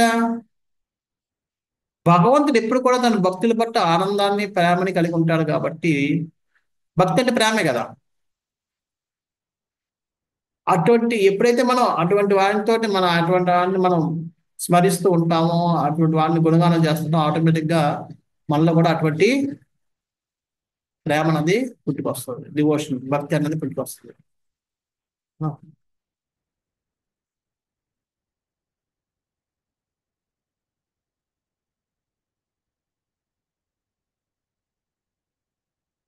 విధంగా ఇక్కడ ఎప్పుడైతే మనం భగవంతుని గుణగానం చేస్తామో మనలో కూడా భక్తి వస్తుందని చెప్తాం. కొద్దిగా ఫాస్ట్కి వెళ్దాం, 10 వరకు మనకి చదవగలుగుతాం. నస్మతే నాద సథాంగ్రి పంకజం విరించ వైరించ సురేంద్ర వందితం పరాయణం క్షేమమిహేచ్ఛతాం పరం నయత్ర కాలా ప్రభవేత్ పరం ప్రభు. పురజనులు ఈ విధంగా చెప్తున్నారు. పురజనుల పలికిరి, హే ప్రభు, స్వర్గాధిపతితో సహా బ్రహ్మదేవుడు సనగ సనందనాదుల వంటి వారు చేతను నీవు అర్పింపబడువాడువు. జీవితపు అత్యున్నత ప్రయోజనమును నిజంగా సాధింపగోరు వారికి నీవే శరణాశ్రమయమై ఉన్నావు. నీవు దివ్య ప్రభువుడవు మరియు అనివార్యమైన కాలం నీపై ఏ మాత్రమో తన ప్రభావం చూపలేదు. సో ఈ విధంగా వాళ్ళు కృష్ణుల యొక్క స్థితిని వాళ్ళు చెప్తున్నారు. ఏంటి? ఆయన స్వర్గాధిపతి ఇంద్రుడితో పాటు బ్రహ్మదేవుడు వీళ్ళందరూ కూడా సనక సనాదులు అంటే దేవతలు, సనక సనాదులు లాంటి ఋషులు అందరూ కూడా పూజిస్తుంటారు. ఇదే విషయం 7వ అధ్యాయం 2వ శ్లోకంలో చెప్తాడు. దేవతలు కానీ ఋషులు కానీ వాళ్ళెవరు కూడా నన్ను పూర్తిగా సంపూర్ణంగా అర్థం చేసుకోలేరు. ఎందుకంటే వాళ్ళు కూడా వాళ్ళ యొక్క జననానికి కూడా మూలాధారం నేనే కాబట్టి. అంచేత ఒక తండ్రి కోసం కానీ తల్లి కోసం కానీ వాళ్ళు చెప్పకపోతే వాళ్ళ కోసం మనకేమీ తెలియదు. వాళ్ళు చెప్పినప్పుడే వాళ్ళ కోసం మనకు తెలుస్తుంది. అదే విధంగా భగవంతుడి కోసం వాళ్ళకి ఎవరికి తెలియదు. తెలియాలంటే ఆయన అనుగ్రహిస్తేనే.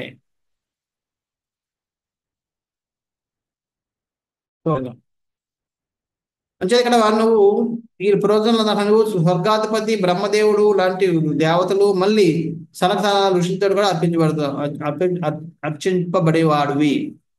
అంతేకాకుండా ఎవరైనా జీవితంలో అత్యున్నత ప్రయోజనాన్ని పొందాలనుకుంటే నిన్ను శరణాగతి తీసుకోవడమే. దానికి మించిన అత్యున్నత ప్రయోజనం ఇంకోటి లేదు. నీ చరమాశ్రయమే, నువ్వే చరమ ఆశ్రయం అయ్యేవాడు. అందుకు మించిన ఇంకా వేరే శరణాగతి వాళ్ళకి ఏంటో వాళ్ళకి జీవితంలో అంతకన్నా ప్రయోజనం, పెద్ద ప్రయోజనం ఉండదు. నీవు దివ్య ప్రభువుడవు. ప్రభు అంటే పాలించేవాడని. దివ్య ప్రభువు అంటే అందరికీ. అంతేకాదు, కాలం నీ మీద ఎటువంటి ప్రభావం చూపదు, మనందరి మీద ఉంటుంది. అందుకని ఒక సమయం అయ్యాక అందరూ కూడా వెళ్ళిపోవాల్సిందే. హిరణ్యకశిపు, రావణాసుడు లాంటి వాళ్ళు పెద్ద పెద్ద తపస్సులు చేసి కూడా కాలానికి వ్యతిరేకంగా ఇక్కడ ఉండాలనుకున్నారు, కానీ ఉండలేకపోయారు. ఎవరు కూడా కాల ప్రభావానికి వ్యతిరేకంగా ఉండలేరు. కొంతవరకు ఉండగలరు. ఎందుకని చూసారా, మనకి హిరణ్యకశిపు, రావణాసుడు వీళ్ళందరూ చూసుకుంటే, హిరణ్యకశిపు ఎప్పుడు కూడా ముసలివాడు అవ్వాలని, శరీరం అలాగే ఉండాలని, దృఢంగా ఉండాలని కోరుకున్నాడు, ఉన్నాడు కూడా. కానీ మృత్యు అనేది కోరుకున్నాడు. అంచేత కాల ప్రభావాన్ని సంపూర్ణంగా ఎవరు కూడా అధిగమించలేరు. అటువంటి కాలం తన మీద ప్రభావం చూపదని చెప్పి భగవంతుడిని అందరూ చెప్తున్నారు. అంచేత ఇక్కడ భాషను ప్రభుపాద వారు రాస్తున్నారు, అతనికి సమానులు కానీ అధికులు కానీ లేరని శాస్త్రంలో తీర్పు ఇదియే. ఎక్కడ చెప్పారు? భగవద్గీతలో చెప్తాడు. ఎవరికి గుర్తుందా? సూత్రే మణిగణ ఇవ, దాని ముందు లైన్.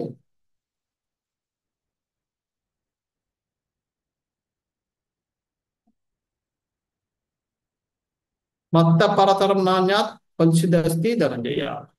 క్వచిదస్తి మత్త, నాకంటే, పరతరం నా అన్యద అంటే వేరేది ఏదైనా, క్వచిత్ ఎటువంటిది కూడా.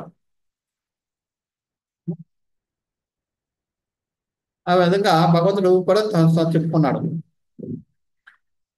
జీవుడు పరాధీనమైన బ్రహ్మము కాగా భగవానుడు అధిష్టానమైన పరబ్రహ్మమే ఉన్నాడు. ఈ స్పష్ట విషయం మరిచినందునే మనం భ్రాంతికి గురి అవుతున్నాం. అది ఎప్పుడైతే మనం బ్రహ్మలో భగవంతుడు పరబ్రహ్మ అనే విషయాన్ని మనం ఎప్పుడైతే మర్చిపోతామో మనం భ్రాంతికి గురి అవుతాం. అందుకే శంకరాచార్యుల వారు జీవులందరినీ భ్రాంతిలో పెట్టారు. అహం బ్రహ్మాస్మి అనే పదంతో. అహం బ్రహ్మాస్మి అని అంటే వాళ్ళు ఏమనుకుంటున్నారు? భగవంతుడు కూడా బ్రహ్మమే అనుకుంటున్నారు. కానీ భగవంతుడు పరబ్రహ్మ. అంతే, భగవంతుడు బ్రహ్మమే, నేను బ్రహ్మనే, కాబట్టి నేను భగవంతుడు ఒకటే అన్న ఉదాహరణలో ఉంటారు వాళ్ళు. కానీ అది కాదు, అది భ్రమ అని చెప్తున్నారు. ఈ విధంగా మనం అంచేత ఈ విధంగా భగవంతుడు తన యొక్క కోరిక చేత, కాల ప్రభావం చేత ఆయన తన భక్తులందరినీ ఎవరిని భ్రమలో పెట్టాలో, ఎవరిని బయట పెట్టాలని ఆయన నిర్ణయించి కాల ప్రభావం చేత అందరినీ ప్రభావితం చేస్తూ ఉంటాడు. భక్తుల్ని భ్రమ నుంచి బయటికి తీస్తాడు, అభక్తుల్ని భ్రమలో పెడుతూ ఉంటాడు. ఎవరైతే తన శరణాగతి తీసుకోవాలనుకోరో వాళ్ళందరినీ కూడా భ్రమలో ఉంచుతాడు. నెక్స్ట్ భయావనస్త్వం భవ విశ్వభావన త్వమేవ మాతాత సుహృత్పతి పిత తం సద్గురుర్నం పరమం చ దైవతం యశానువృత్యా కృతనో బభూవిమ. ఓ విశ్వభావన, నీవే మా జననివి, శ్రేయభిలాషివి, భగవానుడవు, జనకుడవు, ఆధ్యాత్మిక గురుడవు, ఆరాధ్య దేవుడు అయి ఉన్నావు. నిన్నే అనుసరించిన కారణమున అన్ని విధములా మేము కృతార్థులమైతిమి కనుక నిరంతరము నీ కరుణతో మమ్మ అనుగ్రహింపమని మేము ప్రార్థిస్తున్నాము. సో అక్కడైతే మనకి భగవంతుడే సర్వస్వం అని తెలుసుకున్నవాడు నిజమైన భక్తుడు. ఎప్పుడైతే ఆయన్ని మనం అనుసరిస్తామో మనం లైఫ్ సక్సెస్ఫుల్. అంతకు మించింది ఇంకేం లేదు. జీవితంలో నిజమైన సక్సెస్ ఏంటి? భగవంతుని తోచా తప్పకుండా పాటించడం, ఫాలో అవడం, అనుసరించడం. అనుకరించడం కాదు, అనుసరించడం. అనుకరిస్తే ప్రాబ్లం. చేత మనం అందుకే వీళ్ళందరూ కూడా భగవంతుని ఇప్పుడు అనుసరిస్తుంటారు కాబట్టి మీ అందరూ కృతార్థులు అయ్యాము. అవునా? అదే విధంగా మా మీద కరుణ ఉంచు, అదే విధంగా మాకు ఈ కృప పంచుతూ ఉండు అని చెప్పి వాళ్ళు అందరూ భగవంతుని ప్రార్థిస్తున్నారు. ప్రభువా తమ మంచి ఉపదేశమును అనుసరింపమని అతడు ధర్మాత్ములైన వారందరికీ ఉపదేశం కావించును. వారు ఆ విధముగా వనరించుటచ్చే జీవితంలో అన్ని రంగములందు కృతకృత్యులు కాగలరు. అది భగవంతుడు ఏంటి తన శాస్త్రాల ద్వారా ఎవరైతే ధర్మాన్ని పాటించాలనుకుంటా ధర్మపరాయణ అందరికీ ఏ విధంగా ఉండాలి, ఏం చేయాలన్నది ఆయన బోధిస్తూ ఉంటారు. వాళ్ళందరూ కూడా దాన్ని పాటిస్తూ అందరూ అన్ని రంగాల్లో కూడా కృతకృత్యులు అవుతారు. అయినప్పటికీ అతనిని తప్ప వేరొక దేవతను అర్చింపని అవసరం లేదు. అతడు అని రాశారు. అయితే భగవంతుని ఏ విధంగా మనం సంతృప్తిపరచగలం? ఏ విధంగా? తన చరణ కమలమని మనం చూపలే అనుకోవచ్చే భగవత్ సంతుష్టుడు అవును. ఎప్పుడైతే మనం భగవంతుడు అన్న చూపి అనుకోవ అంటే అర్థం ఏంటి? అనుకోగా అర్థం ఏంటి? చెప్పినట్టుగా చేయడం. భగవంతుడు చెప్పినట్టుగా చేస్తే అంటే భగవంతుడితో ఏం చెప్పాడు, ఎక్కడ చెప్పాడు? శాస్త్రాలు చెప్పాడు. ఎప్పుడైతే మన శాస్త్రాల ఆధారంగా మన జీవితాన్ని మనం మలుచుకుంటామో భగవంతుడు సంతృప్తి పడుతాడు. అనుకోగా ఉండంటే అనుకూలంగా ఉండడం, అనుకూలంగానే కాకుండా అనుకూలంగా ఉన్నా సరే అంటే విధేయతతో అనుకూలంగా ఉండడాన్ని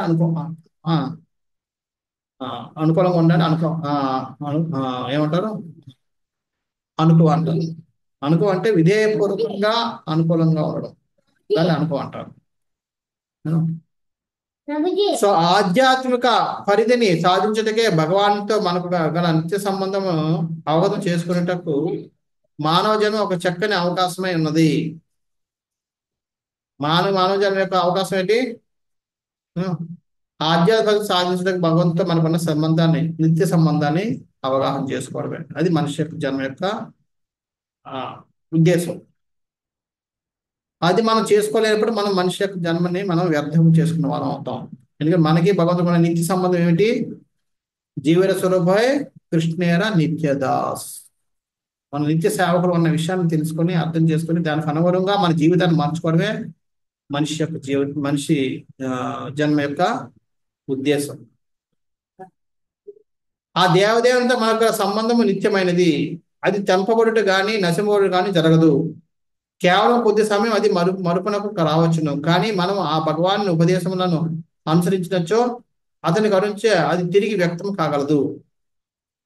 ఈ సంబంధాన్ని కొన్నిసార్లు ఎప్పుడు కూడా మారిపోవడం అంటే జరగదు. అంటే మన నిత్య సేవ అనే విషయం ఆ సంబంధం ఎప్పటికి కూడా మారదు. ఎంత తపస్సు చేయండి, ఏం చేయండి, శాస్త్రాలను ఏం చేసినా సరే మనం భగవంతుడికి నిత్య సేవకులమే. ఆ సేవకులు అన్న విషయం మనం ఎట్టి పరిస్థితుల్లో కూడా మారదు. కొన్నిసార్లు మర్చిపోవచ్చు. మర్చిపోతాం కాబట్టి కొంతమంది ఏమనుకుంటారు, భగవంతుడు లేని వైపు నేను భగవంతుని అయిపోతాను, నాకు భగవంతుడు తేడా లేదు, నేనే భగవంతుడిని అన్న ప్రలోభలో ఉంటారు. కానీ ఎప్పుడైతే మళ్ళీ భగవంతుడు చెప్పినట్టుగా మనం నడుచుకోవడానికి ప్రయత్నిస్తామో అప్పుడు ఏమవుద్ది? మళ్ళీ మన యొక్క దివ్యమైన నిజమైన స్థితి అంటే మనకు తెలుసుకునే జ్ఞానం మనకు వస్తుంది. సో ఆ భగవంతుడి కరుణ వల్ల మనం మళ్ళీ మన యొక్క స్థితి నిజస్థితిని తెలుసుకుంటాం. సకాలంలో సంబంధించిన శాస్త్రములందు అట్టి భాగవతోపదేశంలో వెల్లడి చేయబడినవి. సర్వదేశ కాలంలో సంబంధించిన శాస్త్రం ఉంది. అన్ని శాస్త్రాలు కూడా అదే విషయాన్ని వెల్లడి చేయబడ్డాయి. అహో సనాథ భవతాస్మ యద్వదం త్రైవిష్టపానామపి దూరదర్శనం ప్రేమ స్నిగ్ధ నిరీక్షణాననం పశ్యేమ రూపం తవ సర్వ సౌభగం. ఆహా, భాగ్యవశమున నీ సన్నిధిచే నేడు నీ రక్షణకు తిరిగి అరుదించితిమి.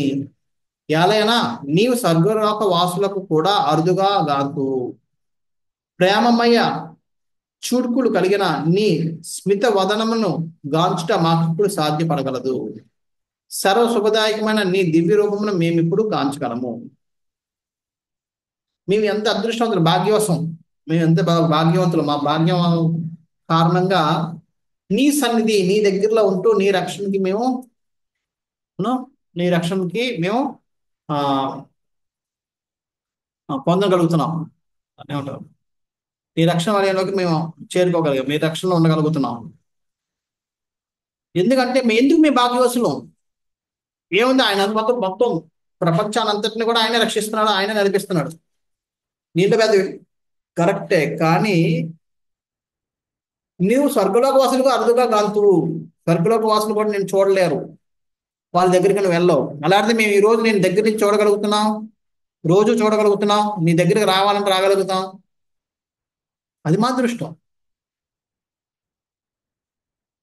నీ యొక్క ప్రేమమయ చూపులు, ప్రేమతో కూడిన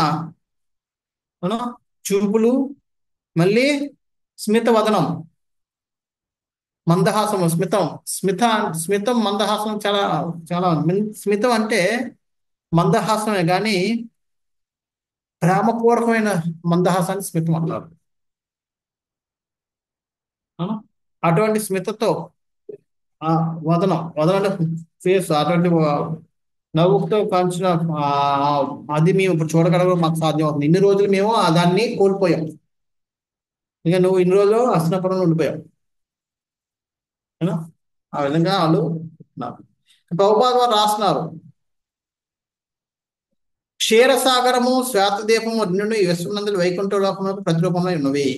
క్షీరసాగరం ఉంది, శ్వేతదీపం ఉంది. ఈ రెండు కూడా వైకుంఠానికి ప్రతిరూపాలు.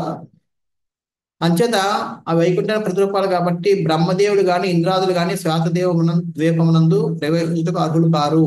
అది వాళ్ళు కూడా అక్కడికి వెళ్ళలేరు. అంచేత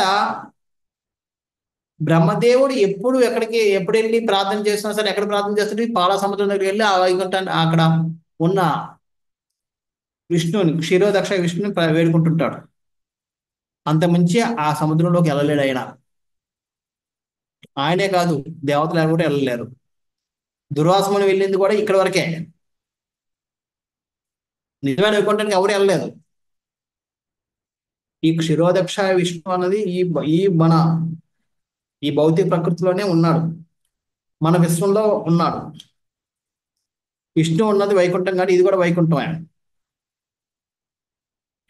అంటే నిజమైన వైకుంఠానికి ఎవరు వెళ్ళారు. నిజమైన వైకుంఠానికి వెళ్ళిన వారు మళ్ళీ వెనకలేదు. తద్దామా యద్గత్వా నా నివర్తంతే తద్దామ పరమం. ఒకసారి వాడు వైకుంఠానికి వెళ్తే మళ్ళీ తిరిగి ఎవరు రారు. దుర్వాసమని వెళ్ళి వచ్చాడంటే అర్థం ఏంటంటే అక్కడికి వెళ్ళలేదు, ఇక్కడ ఉన్న క్షీర సముద్రం దగ్గర ఉన్న వైకుంఠం వరకు వెళ్ళగలిగాడు. అది కూడా పూర్తిగా అక్కడికి వెళ్ళాడు. బ్రహ్మ దేవతలకు కూడా అది వెళ్ళడానికి అర్హత లేదు, వాళ్ళకు కూడా.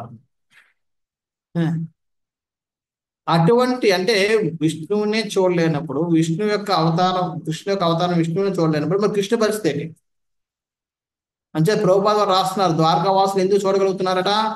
కానీ ద్వారకావాసులు కామ్యకర్మలు, తాత్విక కల్పనలు అనేది భౌతిక కల్మష రహితమైన విమల భక్తులైనందున ఆ దేవదేవుని ముఖాముఖి కాంచగలుగుతున్నారు. మరి దేవతలు కూడా చూడలేని వాడిని ద్వారకావాసులు ఎలా చూడగలుగుతున్నారు? ఎందుకంటే వాళ్ళు కామ్య కర్మలు, అంటే కర్మ ఏదైనా చేస్తే దానివల్ల ఏదో పొందాలని కామం, కోరికలు లేకుండా లేని వాళ్ళు. తాత్విక కల్పనలు, ఎటువంటి కల్పన చేయని వాళ్ళు అనేది ఈ భౌతిక కల్మషాల నుంచి వాళ్ళు విముక్తులై ఉండడం వల్ల వాళ్ళు భగవంతుని ముఖాముఖి చూడగలుగుతున్నారు. ఇంకా మన భక్తిలో ఎప్పుడైతే కామం అంటే కోరిక అనేది ఉండదో అప్పుడు మనం ప్రగతి సాధించగలుగుతాం. అప్పుడు భగవంతునికి ముఖాముఖి చూడడానికి ఒక అడుగు ముందుకు వెళ్ళిన వాళ్ళం అవుతాం. ఏ రోజైతే మన భక్తిలో ఎప్పుడైనా ఏదైనా కామం ఉన్నా సరే మనం ప్రగతి చెందడం లేదని అర్థం చేసుకోవాలి. భగవంతుని ముఖాముఖి చూడాలన్నా, భగవంతుని చేరాలన్నా ఉండాల్సిన రెండు లక్షణాలు ఏంటి? కామ్య కర్మలు ఉండకూడదు, తాత్విక కల్పన, తత్వాలను మనం కల్పించుకోకూడదు. ఏదో ఇది కానీ ఊహించుకొని మనకి అలాగ ఉండొచ్చు, ఇలాగ ఉండొచ్చు, ఇది ఉండొచ్చు, అది ఉండొచ్చు అని మనం ఊహం చేయకూడదు. ఈ రెండు, ఈ కల్మషాల నుంచి విముక్తులమై భక్తి ఎప్పుడు చేస్తామో అప్పుడు మనం భగవంతుని ముఖాముఖి చూడడానికి అర్హత పొందుతాం.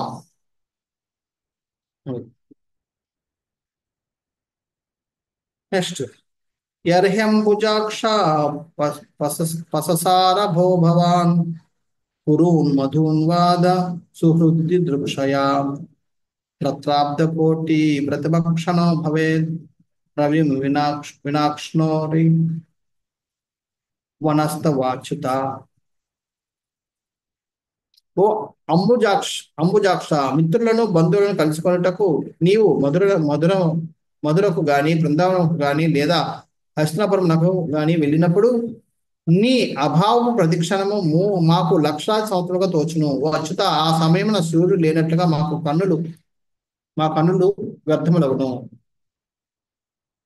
ఎప్పుడైనా బంధువు కానీ మిత్రులు కలవడానికి మధుర బృందావనం కానీ లేదా హస్తినాపురం కానీ వెళ్తే ఆ క్షణాన్ని మేము భరించలేకపోతున్నాం. ఆ క్షణంలో మాకు కళ్ళు ఉన్నా సరే కళ్ళు లేనట్టు. కానీ ఎందుకంటే చూడండి, రాత్రి అంధకారంలో వెళ్తే మనకు కళ్ళు ఉంటాయి కానీ ఏం కనబడవు. సూర్యుడు లేకపోతే మనకేమి కనబడదు. అదే విధంగా నువ్వు లేనప్పుడు మాకు ఈ దేహం అంతా శూన్యాయుతం జగత్ సర్వం. చైతన్య మహాప్రభు కూడా అదే చెప్తున్నాడు. గోవింద విరహేణమే అంటే గోవింద నువ్వు నాకు లేకపోతే జగత్తంతా శూన్యం అయిపోతుంది అని. ఆ విధంగా వీళ్ళు కూడా ఆ భావనలో ఉన్నారు. మనం అనుకుంటాం ఈ కృష్ణకాంతి చైతన్యం లేకపోతే ఎంత ఎంజాయ్ చేసుకుని ఉండేవాళ్ళం. భక్తులు అయిన తర్వాత కూడా మాకు ఆ కోరికలు ఉంటాయి. ఇస్కాన్ లేకపోతేనే ఈ పాటికి నేను ఏం చేసి ఉండేవాళ్ళం. ఎక్కడైనా మజాలు కానీ లేదా డిస్కౌంట్ కానీ చేస్తే బ్రహ్మచారులు అయిపోయినాను, లేదంటే ఇస్కాన్ అంటే మన వేసుకున్నాం కాబట్టి తినలేకపోతాం, లేదంటే నా అసలు ఇంత ముందు కేజీలకి వెళ్ళి తినేవాడిని నాన్ వెజ్. ఏవో మనకి అప్పటికీ కూడా ఆలోచనలు వస్తూ ఉంటాయి మనకి. కానీ ఇక్కడ భక్తులకి వీళ్ళకి ఏ మాత్రం కూడా అది లేదు. అందుకనే వాళ్ళందరూ ముఖాముఖి చూడగలుగుతున్నారు భగవంతుని. ఆయనతో పాటు తిరగలుగుతున్నారు, ఆయనతో పాటు ఆదాన ప్రదానం చేసుకోగలుగుతున్నారు, ఇచ్చిపుచ్చుకోవడాలు చేసుకోగలుగుతున్నారు, అన్ని చేస్తున్నారు. శ్రీకృష్ణుడు కొద్దిగా ఒక్క 5 minutes ఎక్స్ట్రా. శ్రీకృష్ణుడు దివ్య సత్యముకు ఆదిదేవుడే నందున సూర్యునితో పోల్చబడును. అతడు లేని ఎడల మన జ్ఞానం మిథ్యయో లేదా పాక్షికమో కాగలదు. ఎప్పుడైతే మన యొక్క జ్ఞానం కృష్ణుడికి సంబంధించకపోతే అది మిథ్య అంటే తప్పుడు అయి ఉండొచ్చు, లేదంటే పాక్షికము సంపూర్ణం కాదు. మనం ఎంత జ్ఞానవంతులమైనా అది భగవంతుడి కృష్ణుడితో సంబంధం లేకపోతే, కృష్ణుడే భగవంతుడు అన్న జ్ఞానం దాన్ని మనకి ఇవ్వకపోతే వేదేహ సర్వం అహమేవ వేద్య అని చెప్పాడు. వాసుదేవ సర్వమితి ఇవన్నీ భగవద్గీత చెప్పుకున్నాడు. అంచేత మనకి ఎంత జ్ఞానం ఉన్నా సరే అది భగవంతుడితో సంబంధం, కృష్ణుడి భగవంతుడు లేదా కృష్ణుడితో సంబంధం ఉండాలి, నేను కృష్ణుడి కోసం చేయాలి, కృష్ణుడి యొక్క ప్రీత్యార్థం చేయాలన్న భావన కలిగించినప్పుడు ఆ జ్ఞానం సంపూర్ణం అవుతుంది. అందుకనే కృష్ణుడు లేని ఎడల, అతను లేని ఎడల మన జ్ఞానము మిథ్యయో లేక పాక్షికమో కాగలదని చెప్పి ప్రభువులు రాస్తున్నారు. దేవదేవుడి కరుణ వల్ల శుద్ధ భక్తులు ఏనాడును అజ్ఞానాంధకారంలో పడరు. అంచేత దేవదేవుడి కృప వల్ల భక్తులు ఎప్పుడు కూడా ఇటువంటి అజ్ఞానంలోకి వెళ్ళరు. శుద్ధ భక్తులు అంటే అర్థం ఏంటి? ఎవరైతే భగవంతుడిని కృష్ణుడిని పూర్ణ భక్తితో ఆరాధిస్తుంటారో సేవిస్తుంటారో వాళ్ళకి కృష్ణుడి కృప ఉంటుంది. కాబట్టి ఆ కృష్ణ కృప వల్ల వాళ్ళు ఎప్పుడు కూడా ఇటువంటి అజ్ఞానంలోకి వెళ్ళరు, అంధకారంలోకి వెళ్ళరు. సూర్యుని అభావంలో మనము దేనిని కూడా దర్శించలేని రీతి శ్రీకృష్ణ భగవాను వాస్తవ సన్నిధి లేకుండా మన ఆత్మతో సహా దేనిని కూడా మనం కాంచలేము. సూర్యుడు లేకపోతే మనం దేన్ని కూడా ఎలాగైతే చూడలేము, అలాగే కృష్ణుడు లేకపోతే మనం దేన్ని కూడా కాంచలేము. అనగా అతడు లేనప్పుడు మనం జ్ఞానము మాయచే ఆశ్చర్యం కాగలదు. ఎప్పుడైతే కృష్ణుని తీసేస్తామో మన జ్ఞానంలో మనం మాయలో ఉన్నట్లే, మాయతో కప్పబడినట్టే మన జ్ఞానం. అంచేత ఎవరెవరైతే ఈ వ్యాఖ్యానాలు రాస్తారో లేదంటే ప్రవచనాలు ఇస్తుంటారో అందులో కృష్ణుని ఎప్పుడైతే మనం తీసేస్తారో వాళ్ళందరూ కూడా వాళ్ళ యొక్క ఆ ఆ ప్రవచనాలు కానీ వ్యాఖ్యానాలు కానీ ఇవన్నీ కూడా మాయచే కప్పబడ్డాయి. అందుకని మాయా హృద జ్ఞాన, వాళ్ళు ఎప్పుడు కూడా భగవంతుడికి శరణాగతి తీసుకోరు. ఎవరు జ్ఞానం మాయతే కప్పబడిందో వాళ్ళు ఎప్పుడు కూడా భగవంతుడికి శరణాగతి తీసుకోరు.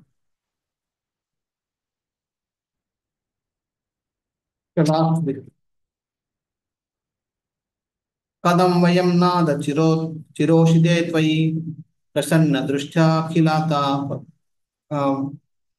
ప్రసన్న దృష్ట్యాఖిలత లతాపశోషణం జీవేమతే సుందర హాస శోభితమ్య పశ్యమానావదనం మనోహరం ఇది చోదితా వాచ ప్రజానాం భక్తవత్సలం శృణ్వానోనుగ్రహం దృష్ట్యా వితన్వన్ పావిషత్పురం. హే ప్రభు, నీవు సదా పరదేశంలోనే నిలిచినచో మా సర్వతాపములను హరించినట్టి దరహాసమును కలిగిన నీ మనోహర వదనమును మేము గాంచలేము. నీ సన్నిధి లేకుండా మేము ఎట్లు జీవించగలము. పురజనులు భక్తులేడా కరుణాంతరంగుడైన శ్రీకృష్ణ భగవానుడు వారి పలుకులను విని తన దివ్యముకు దృష్టిని సారించడం ద్వారా వారి అభినందనలను కృతజ్ఞతతో స్వీకరించి ద్వారకానమును ప్రవేశించను. వాళ్ళందరూ అంటారు, నువ్వు ఇలాగా మాట్లాడితే చీటికి మాటికి భక్షులను రక్షించాలనో, లేదా భక్తులను చూడాలనో, లేదా బంధువులు కలవాలనో చెప్పి ఇలా వెళ్ళిపోతే మా పరిస్థితి ఏంటి? మా కోసం కూడా ఆలోచించు స్వామి. అంచేత ఇలా వెళ్ళొద్దు అని చెప్పి వేడుకుంటున్నారు. సో వాళ్ళ యొక్క భక్తుల యొక్క పురజనుల యొక్క ప్రార్థన విని వాళ్ళందరినీ తన దృష్టితో ఇలాగా వాళ్ళందరి మీద తన కృపనిచ్చి భగవంతుడు ద్వారకా నగరంలోకి ప్రవేశం చేశాడట. అందుకనే మన మహాత్ములు ఎవరైనా వస్తే మనం పరిగెట్టుకుని వెళ్ళేది. ఎందుకంటే ఆ మహాత్ములు మనం టీవీలో కూడా చూడొచ్చు, ఆన్లైన్లో కూడా చూడొచ్చు, యూట్యూబ్లో చూడొచ్చు. కానీ అది కాదు, మనం ఎందుకు వెళ్తాం? వారి యొక్క దృష్టి ఎప్పుడైతే మన మీద పడుతుందో మనం ఉద్ధరించబడతాం. ఆ దృష్టి మనలో ఉన్న కొన్ని కోట్ల పాపాలను పటాపంచలు చేసి పడేస్తుంది. వాళ్ళే మనతో మాట్లాడక్కర్లేదు, మన కృప ఇవ్వాలి, అరే ఇన్ని రక్షించాలని అనక్కర్లేదు. ఆ కరుణా దృష్టి చాలు. అందుకనే మనం దర్శనానికి వెళ్ళేది. చాలా మందికి విషయం తెలియదు ఎందుకు వెళ్ళాలో. పౌరవార్థం అనుకుంటాం, పౌరవార్థం కాదు, మనల్ని మనం ఉద్ధరించుకోవడం కోసం వెళ్తాం మనం అటువంటి మహాత్ములు. చేత వీరంత వరకు మనం ఇటువంటి మహాత్ములు ఎప్పుడైనా వచ్చినప్పుడు వాళ్ళు దర్శించడం మనకు చాలా ముఖ్యం. వాళ్ళ కృప దృష్టి మన మీద పడితే చాలు, మన పాపాలు నశించిపోతాయి. చాలాసార్లు మనం ఏం చేస్తుంటే ఏముంది యూట్యూబ్లో చూడొచ్చు, తర్వాత వినొచ్చులే అని అనుకుంటాం. కానీ వింటాం, శ్రవణం చేస్తాం, కానీ వాళ్ళ యొక్క కృపా దృష్టి, ఆ దృష్టి వల్ల కలిగే కృపను మనం కోల్పోతాం. సో అదే విధంగా ఇక్కడ భగవంతుడు అందరినీ కూడా ఏం చేస్తున్నాడు? వారి కృపతోటి వాళ్ళందరినీ ఉద్ధరించాడు. కృపా దృష్టి చేసి వాళ్ళందరినీ ఇచ్చేసి ఆ నగరం, మధుర నగరంలోకి, ద్వారకా నగరంలోకి ప్రవేశించాడు. జస్ట్ ఇది ఒక చదివేసి వెళ్ళిపోదాం. ఎందుకు ప్రభుపాద భాషలో రాస్తున్నారు, ఎందుకు భక్తులు భగవంతుని యొక్క విరహాన్ని భరించలేరు అని చెప్పి రాస్తున్నారు. ఎందుకంటే శ్రీకృష్ణ భగవాన్ ఆకర్షణ శక్తి అత్యంత శక్తివంతమైనది. ఒక మారు అతన్ని ఆకర్షితులేని వాడు అతని విరహం ఏమాత్రం సహింపలేడు. దీనికి కారణం ఏమి అడుగుతున్నారు. దాని కారణం ఏంటి? సూర్యకిరణం సూర్యునితో నిత్యంగా సంబంధం కలిగినట్లు మనమందరం కూడా నిత్యం శ్రీకృష్ణుతో నిత్య సంబంధం కలిగి ఉంటే అందుకు కారణము. సూర్యకిరణములు సూర్య తేజమునందరి మూలాంశములు కనుకనే సూర్యుడు సూర్యకిరణములు వేరు పరపబడవు. ఎలాగైతే సూర్యుడిని సూర్యకిరణాలు మనం ఎలాగైతే సపరేట్ చేయలేమో, అదే విధంగా మనకి భగవంతుతో ఉన్న సంబంధం నిత్యం కాబట్టి మనం కూడా కృష్ణునితో వేరు చేయబడలేము. అది మనం తెలుసుకోలేదు కాబట్టి మనం మిథ్యలో భ్రమలో ఎందుకు చెప్పుకున్నారు. ఎప్పుడైతే మనం భగవంతుడు వేరు, మన సంబంధాన్ని ఎప్పుడైతే మనం మర్చిపోతామో అప్పుడు మనం భ్రమలో ఉంటాం. ఆ భ్రమలో ఉన్న చేత మనం భగవంతుడి యొక్క విరహాన్ని మనం పొందడం లేదు. ఆ బ్రహ్మ పోయిన వాళ్ళు భగవంతుని యొక్క విరహాన్ని భరించలేరు. రెండోది ఏం కారణం, భగవంతుడి యొక్క ఆకర్షణ శక్తి చాలా అత్యంత శక్తివంతమైంది. దాని కాదని ఎవరు నిలబడలేరు.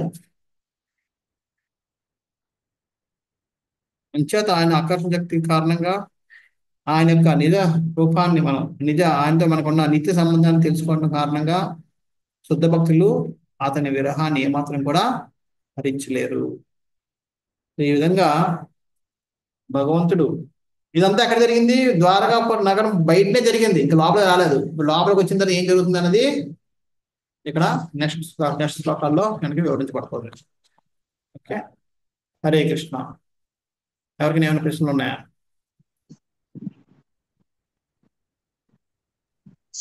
హరే కృష్ణ బ్రదర్, ప్రణామం. హరే కృష్ణ. ప్రభు, ఇందాక మీరు ఒక పాయింట్ చెప్తున్నారు ప్రభు, శంకరాచార్యుల వారు ఇట్లా బ్రహ్మం ఒకటే, అదే బ్రహ్మము పరబ్రహ్మం అని చెప్తున్నారు ప్రభు. ఉమ్, అది ఇప్పుడు మామూలుగా మనకు ఒక పాట ఉంటుంది కదా ప్రభు, అన్నమయ్య పాట, బ్రహ్మం ఒకటే పరబ్రహ్మం ఒకటే అని చెప్పి ఉంటుంది కదా ప్రభు. ఉమ్, ఉమ్. అంటే అక్కడ అసలు దాని మీనింగ్ అంటే అది రెండు ఒకటని చెప్తున్నారా, లేకపోతే అది నాకు అర్థం కాలేదు. ఇప్పుడు మీరు నాకు పాయింట్ చెప్పినప్పుడు బ్రహ్మం వేరే పరబ్రహ్మం వేరే, అది కొంతమంది ఇట్లా కన్ఫ్యూజ్ చేస్తారని చెప్పి అన్నారు కదా. మరి అన్నమయ్యాచార్య అంటే ఆయన యాక్చువల్ గా హీజ్ అంటే శ్రీ శబ్దాన్ని వస్తాయి కదా ప్రభు, అంటే ఆయన ఎందుకు అట్లా చెప్పుంటారు నాకు అర్థం కాదు. యాక్చువల్గా అన్నమయ్య కీర్తనలో బ్రహ్మం ఒకటి పరబ్రహ్మం ఒకటి అన్నది ఉందో లేదో మనకు తెలియదు. నాకు ఆ పాట నిజంగా ఉందా, అది కల్పన, అదే ఈ సినిమాల్లో పెట్టారో తెలియదు. కానీ ఒకటి ఏంటంటే, రెండు రకాలు తీసుకోవచ్చు. వాళ్ళు చెప్పారు అంటే, భక్తులు చెప్పిన దానికి అంటే మనకు అత్యంత భేద అభేద తత్వం. అంటే మన గుణ రూపంగా కొన్ని గుణాల్లో మనం ఒకటే, కానీ పరిమాణంలో వేరు. కానీ ఏ ఉద్దేశం మీద ఓకే, అంటారో తెలియదు. Quality quantity, okay okay. ఆ, కదా. Okay okay okay. కానీ ఇక్కడ శంకరాచార్య వారు పరబ్రహ్మ పదమే వాడలేదు. కావాలని దాన్ని ఆయన ఇచ్చేసారు. ఎందుకంటే మనం అందరినీ భ్రమలో పెట్టాలి కాబట్టి. శంకరాచార్య వచ్చిందే దానికోసం. Okay okay. ఇప్పుడు అర్థం అంటే ప్రభు. జీవులందరినీ ఓకే. భ్రమలో పెట్టే కోసం. అందుకే పరబ్రహ్మ అన్న కాన్సెప్ట్ తీసి పడేశాడు. తీసేసి ఆయన బ్రహ్మమే, మనం బ్రహ్మమే. అంటే ఇప్పుడు ప్రధానమంత్రి ఇండియనే, మనం ఇండియనే, అంటే మనం ప్రధానమంత్రి ఒకటే. మన ప్రధాని ఒకటేనా? కాదు కదా. కాదు కాదు. కానీ ఓకే, ఆ చెప్పింది దాంట్లో తప్పలేదు. ఎందుకంటే అక్కడే యుఎస్ లో కానీ ఎక్కడ చూస్తే మన ఇండియాలో కూడా ప్రథమ పౌరుడు ఎవరు? ప్రెసిడెంట్ ప్రెసిడెంట్ కదా. అది ఉంది కదా, ప్రథమ అన్నది ఒకటి ఉంది. కానీ పౌరుడు ఆ ప్రథమ చేసేది ఆయన పౌరుడు, మనం పౌరుడమే. కానీ ఆయన ప్రథమ పౌరుడు, అది స్పెషల్. అది అందరూ అవరు. సో అదే విధంగా మనము బ్రహ్మమే, భగవంతుడు బ్రహ్మమే. కానీ భగవంతుడు పరబ్రహ్మం, అది తీసేసాడు. ఆ కాన్సెప్ట్ తీసేస్తారు. ఈ అన్నమయ్యాచార్య మీ కీర్తనలో మీరు ఏమంటున్నారంటే అది క్వాలిటీ వైజ్ చెప్పి ఉండొచ్చు, ఇప్పుడు క్వాంటిటీ వైజ్ డిఫరెంట్ ఉండొచ్చు. ప్రభు, ఇందాక ఒక పాయింట్ చెప్తున్నా కదా ప్రభు, ఇందాక ఇప్పుడు అదే కురుక్షేత్ర కృష్ణుడు ద్వారకా కృష్ణుడు ఒకటే అని చెప్పి. కానీ మనం చాలాసార్లు మనం చదువుకున్నప్పుడు అంటే నాకు ఇంతకుముందు లెక్చర్లో విన్నాను, యాక్చువల్ కృష్ణుడు ఎప్పుడు బృందావనం వదలడు, బృందావనంలో కృష్ణుడు సపరేట్గా ఉంటాడు. అట్లా అదే అక్కడ యమునా రివర్ దిగుతాడు కదా, దిగినప్పుడు అదే రివర్ లో దిగి వెనక్కి వెళ్ళిపోయినప్పుడు బృందావన కృష్ణ ఉండిపోతాడు. కానీ మథురాకు మాత్రం మథురా కృష్ణ వెళ్ళిపోతా అని చెప్పి అంటారు కదా ప్రభు. అంటే ఇప్పుడు మీ ప్రభుపాద ద్వారా అలా చెప్పలేదని చెప్పి అంటున్నారా? మీరు ఏదో చెప్పారు. ద్వారకాలో ఉన్న కృష్ణుడే కురుక్షేత్రకి వెళ్ళాడు. ఓకే, ద్వారకా కృష్ణుడు వేరు, బృందావన కృష్ణుడు వేరే. సో మథురా కృష్ణుడు, ద్వారకా కృష్ణుడు, కురుక్షేత్ర కృష్ణుడు ముగ్గురు. మళ్ళీ ద్వారకా మథుర వేరే వేరే అంటున్నారా? ద్వారకా కృష్ణుడు వేరే, మథురా కృష్ణుడు వేరే. మథురా కృష్ణుడు వేరే. ఓకే, ఒకటి ద్వారకా అండ్ మథుర, ద్వారకా కురుక్షేత్ర ఒకటే సేమ్ అంటున్నారు.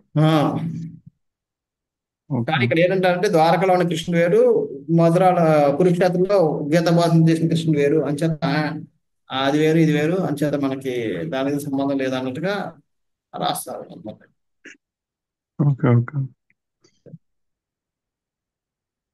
అంచేత ద్వారకా కృష్ణుడు నిజమైన కృష్ణుడు, మధుర బృందావనం కృష్ణుడు వేరే కృష్ణుడు, అది కృష్ణ అవతార కృష్ణుడు. చేత ఆయన అవతారం ఆయన ఏంటంటే ఎవరు నిరంకార బ్రహ్మ ఆ రూపంలో వచ్చి బోధన చేశాడని చెప్తారు. ఆ విధంగా వివరిస్తారు. మథురా కృష్ణుడికి ద్వారకా కృష్ణుడు డిఫరెన్స్ ఏంటి ప్రభుజీ? మథురా కృష్ణుడికి ద్వారకా కృష్ణుడు, Mathura and Dwarka both respectful behaviour కదా అది ప్రభుజీ. అది వేరే సబ్జెక్ట్, అది మనకి పెద్దది. ఓకే ఓకే క్వాలిటీస్ కొద్దిగా తేడా. ఓకే ఓకే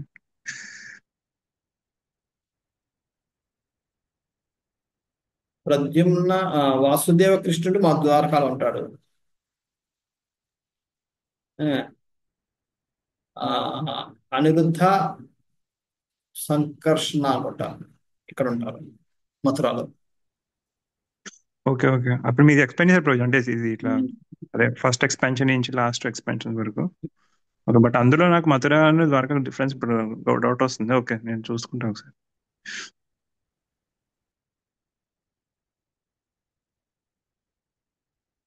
వాసుదేవ ప్రద్యుమ్న ద్వారకాలో ఉంటారు, అనిరుద్ధ సంకర్షణ మథురాలో ఉంటారు. అదే ఫస్ట్ 4 ఎక్స్పాన్షన్స్ ఉంటాయి, ఫస్ట్ 4 ఎక్స్పాన్షన్స్. సెకండ్ 4 ఎక్స్పాన్షన్స్ ద్వారకాలో ఉంటారు. Okay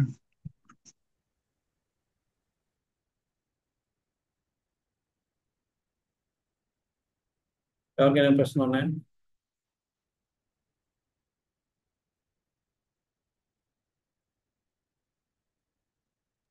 I have a session. Lord Krishna loves his devotees so much that he doesn't descend into this world without them. Right? What? He comes into this. Lord Krishna loves his devotees so much that he doesn't descend into this world without them. So loving Krishna is more important, or loving his devotees more important?